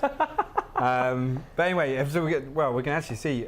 So that happens when they fall out in 14th place. Yeah, absolutely. This should be interesting here for Vinna and Finna inside the shack. Vinna from Vicious Gaming. As we see, Godku making the decision to occupy this central shack. This is a nice insurance policy play. Obviously, we've got 3 of Elevate over in the compound. L or J. I can never remember the name of that one. But over in the compound there with the two-story red mansion, I like the play from Godku to occupy this, but again, this is another one that if Godku gets crashed and he doesn't win his first, he doesn't get a knock on the way in or win his first 1v1, he's going to be in trouble because... There's no way. There's no way you can help. Yeah, there's no way you can help from this distance. I mean, Elevate actually up to four kills already, so already more active than last game. Possibility Grizzly lands this nade. Ooh. Oh, it does look like it did a lot of damage to Kaisuko.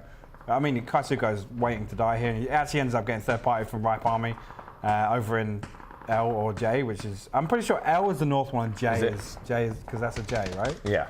There we go. All right. Thank you. L and J. Thank you, production. Thank you. But yeah, this one's going to be it's going to be interesting to see how this one plays over towards apartments. Obviously, we've got Loki, God Squad, and Sonics all occupying now, as well as the Happy Campers over in school. Yeah, they did what you asked for. Made that aggressive play, got themselves into school. Circle didn't quite help out for them, but it does give them a little bit more time to recoup and pick up that final kill into almost. I mean, the thing is that their only feasible move right now is towards apps. Yep. I'm not sure of the vehicle situation. I'm not sure if we can flick over there real quick.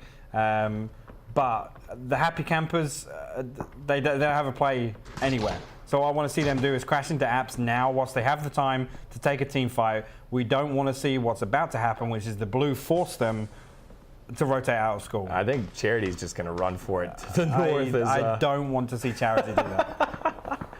Let's see how good he's able to get into the circle on foot and rotate himself out. It does look like the apartment boys will be relatively safe. God Squad will have to move out of theirs as a big-time nade by Blown Apart and Ripe Army taking advantage of Shook's position and knocking them out in 10th place. But Lego Your Ego, if this does work out right now, Lego Your Ego is going to have a fantastic opportunity to shoot at the Happy Campers, but haven't identified the Happy Campers coming from that direction yet. Oh, we could actually see the Happy Campers get close enough to nade onto the shack of Lego Your Ego. I was about to say that I'm a bit disappointed that Lego Your Ego sat on that edge in Rozhok for as long as they did, because the Happy Campers actually came from Rozhok as well, and you can see the distance they've covered.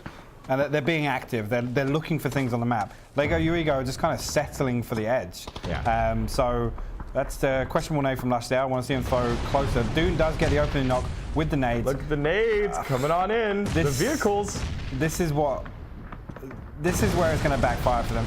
4 men stacking up on this shack when, you know, early game, I said to them they're in a position where they could make moves and be aggressive, and now they're just going to die for free behind a shack. Yeah, Landoon able to land one hog with the big nade, able to get both Finna and Reno. Out goes Vicious Gaming. Wooly now getting aggressive because they realize the men on foot from school, the Happy Campers in trouble. Adam healing up right in front of Maradona's and able to finish the heal. But here comes, there it is. There's a person right there. Shoot him. There it is. Landoon able to pick up the kill. Adam helping out. And so look at those points now in the hands of the Happy Campers, but rotating to the front side of the map, not the move there. Down goes Adam. Yellow Pike Gaming have been eliminated as well, but Lush and Landoon able to survive on the stagnant play of Lego Your Ego.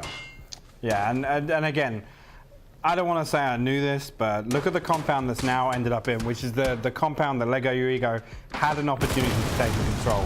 I mean, it's not necessarily the worst position to be in, but you've pretty much lived one circle to now be in a position where you're stuck at the shack. Yeah. I mean, the Happy Campers, you know, fair play. They identified that a team's playing on the shack. We can push up close enough to nade them. That's a nice nade. Did that go in? No. Oh, it looked like a damaged chopper. It was outside the building. Yeah, I think Chubba, that was weird. That was interesting. I don't think Chubba would have just sat there if it went on in. No, that's fair. But yeah, like I was saying, the Happy Campers now in a position where they're going to sit on the shack and die. Yeah. But they've picked up some kill points. They have that buffer that we always talk about. There's a lot of loot there. Maybe there's a bunch of first aids that you can just keep popping and try to work your position on up, as a lot of these teams have to make the rotations. All the teams here from apartments have to do that. As here comes Danny G throwing the grenade. Here goes the aggression. Able to win the 1v1 over Pax. Down you go. And low-key Esports eliminated in 6th place, but the Sonics now third-partying the rest of God Squad. They've got to heal up and start making get out of dodge. There we go, Danny G. Oh, nice opening knock from Morty, though. Yeah, Mortify. That's a huge knock. Get out of the blue. And they're out of the blue, working for it. No, Mortified does go down, and it's just Danny G. He's been pretty good in his gunfights lately, but Tickleton has the peak and able to take advantage of it. Tickleton keeping Sonics in it, while Tony V was getting the revive, so Willie will be able to get out, and Sonic's able to get out 4 strong, the survivors of the apartments. Yeah, and this is where we see that position with Godku. Really now is going to be difficult to defend for the rest of Elevate. You can see actually Grizzly's made moves to the north from that J compound, but Godku now you can see he's going to struggle defending the shack now. Good spread here by Sonics. I think the information has been passed, which is why they're starting to split up just a bit. And they're jumping up and down. Godku might have had the opportunity to see him, but now the Happy Campers have an angle onto the Sonics members that split up, and this gives Godku an opportunity to pick one off. If he decides to pull the trigger, he gets shot down to 49 damage, 51 health, has to heal back on up. And as you said, in the middle of the circle, but no way to get on home. He's just going to hold that spot.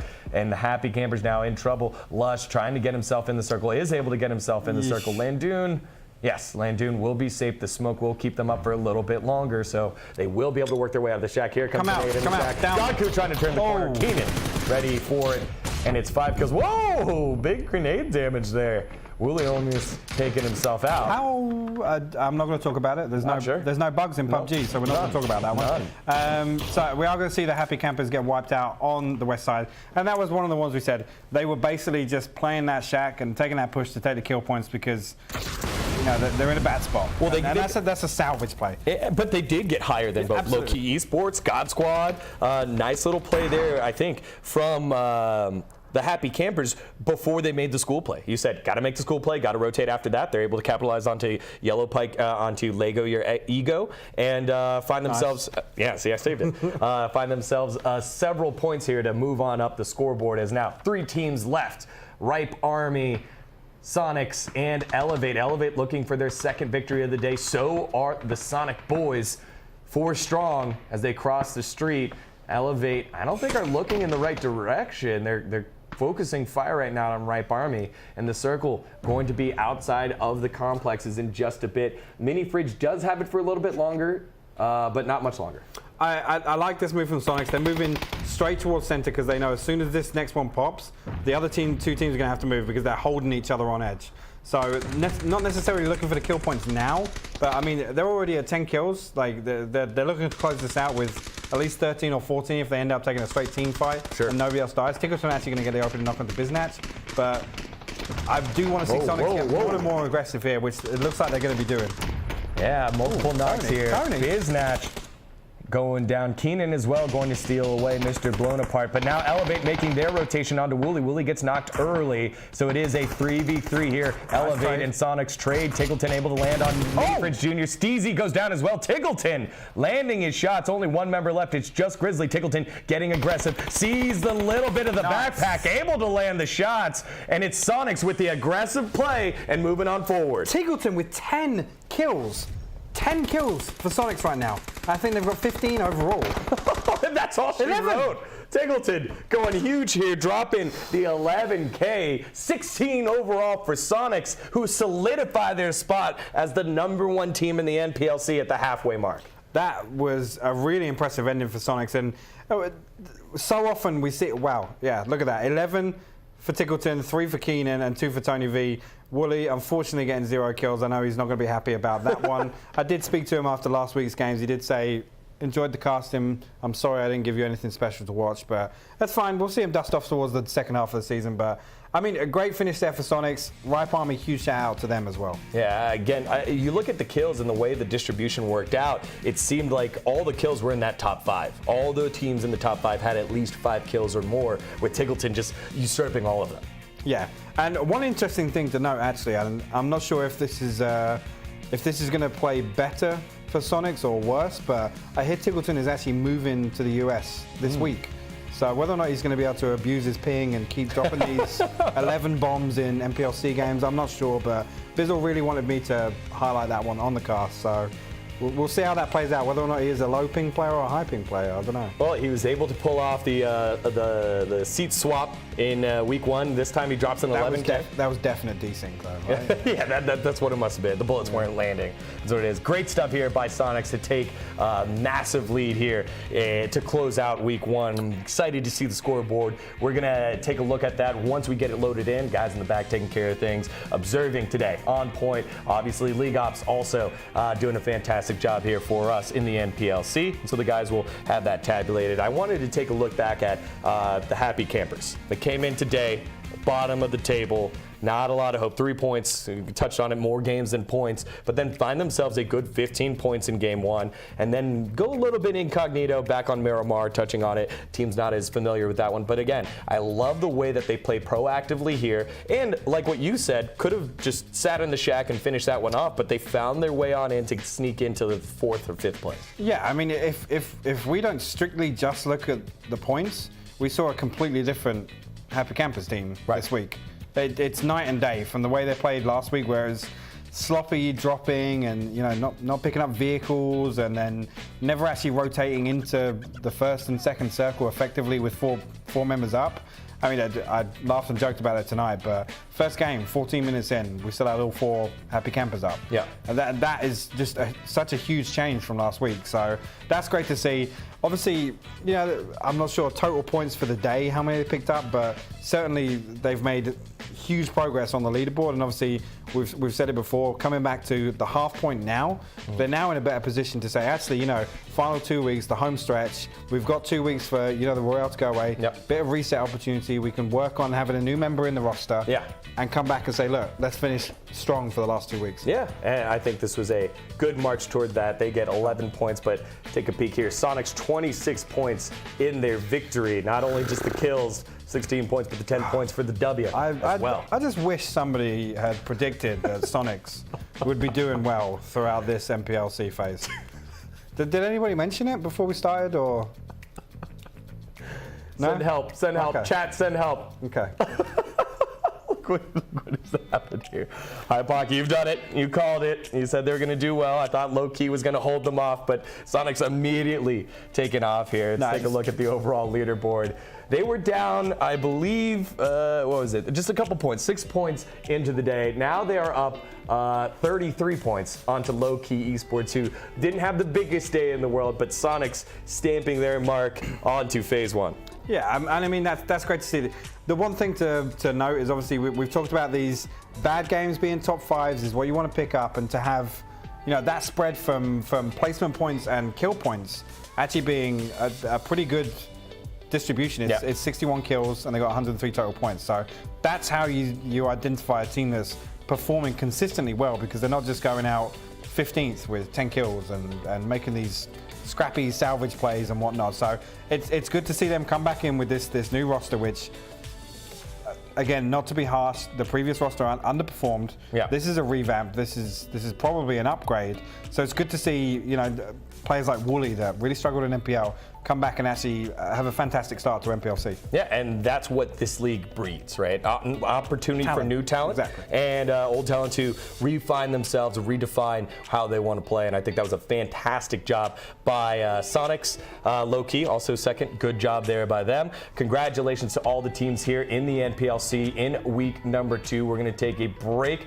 for a couple of weeks, but when we come back for week 3 action, you'll be at the same time, the same place. For everyone here on the broadcast team, myself, High Pocket, and everyone on the crew, thank you so much for watching, everyone. Make sure to tune in on Saturday for a brand new episode featuring us too, the Suit Crew. We might actually have to figure it out or match it up together later, but make sure to tune in for that. And then obviously the NPL Week 3 coming at you next week. Guys, thank you so much. Take care and have a fantastic night.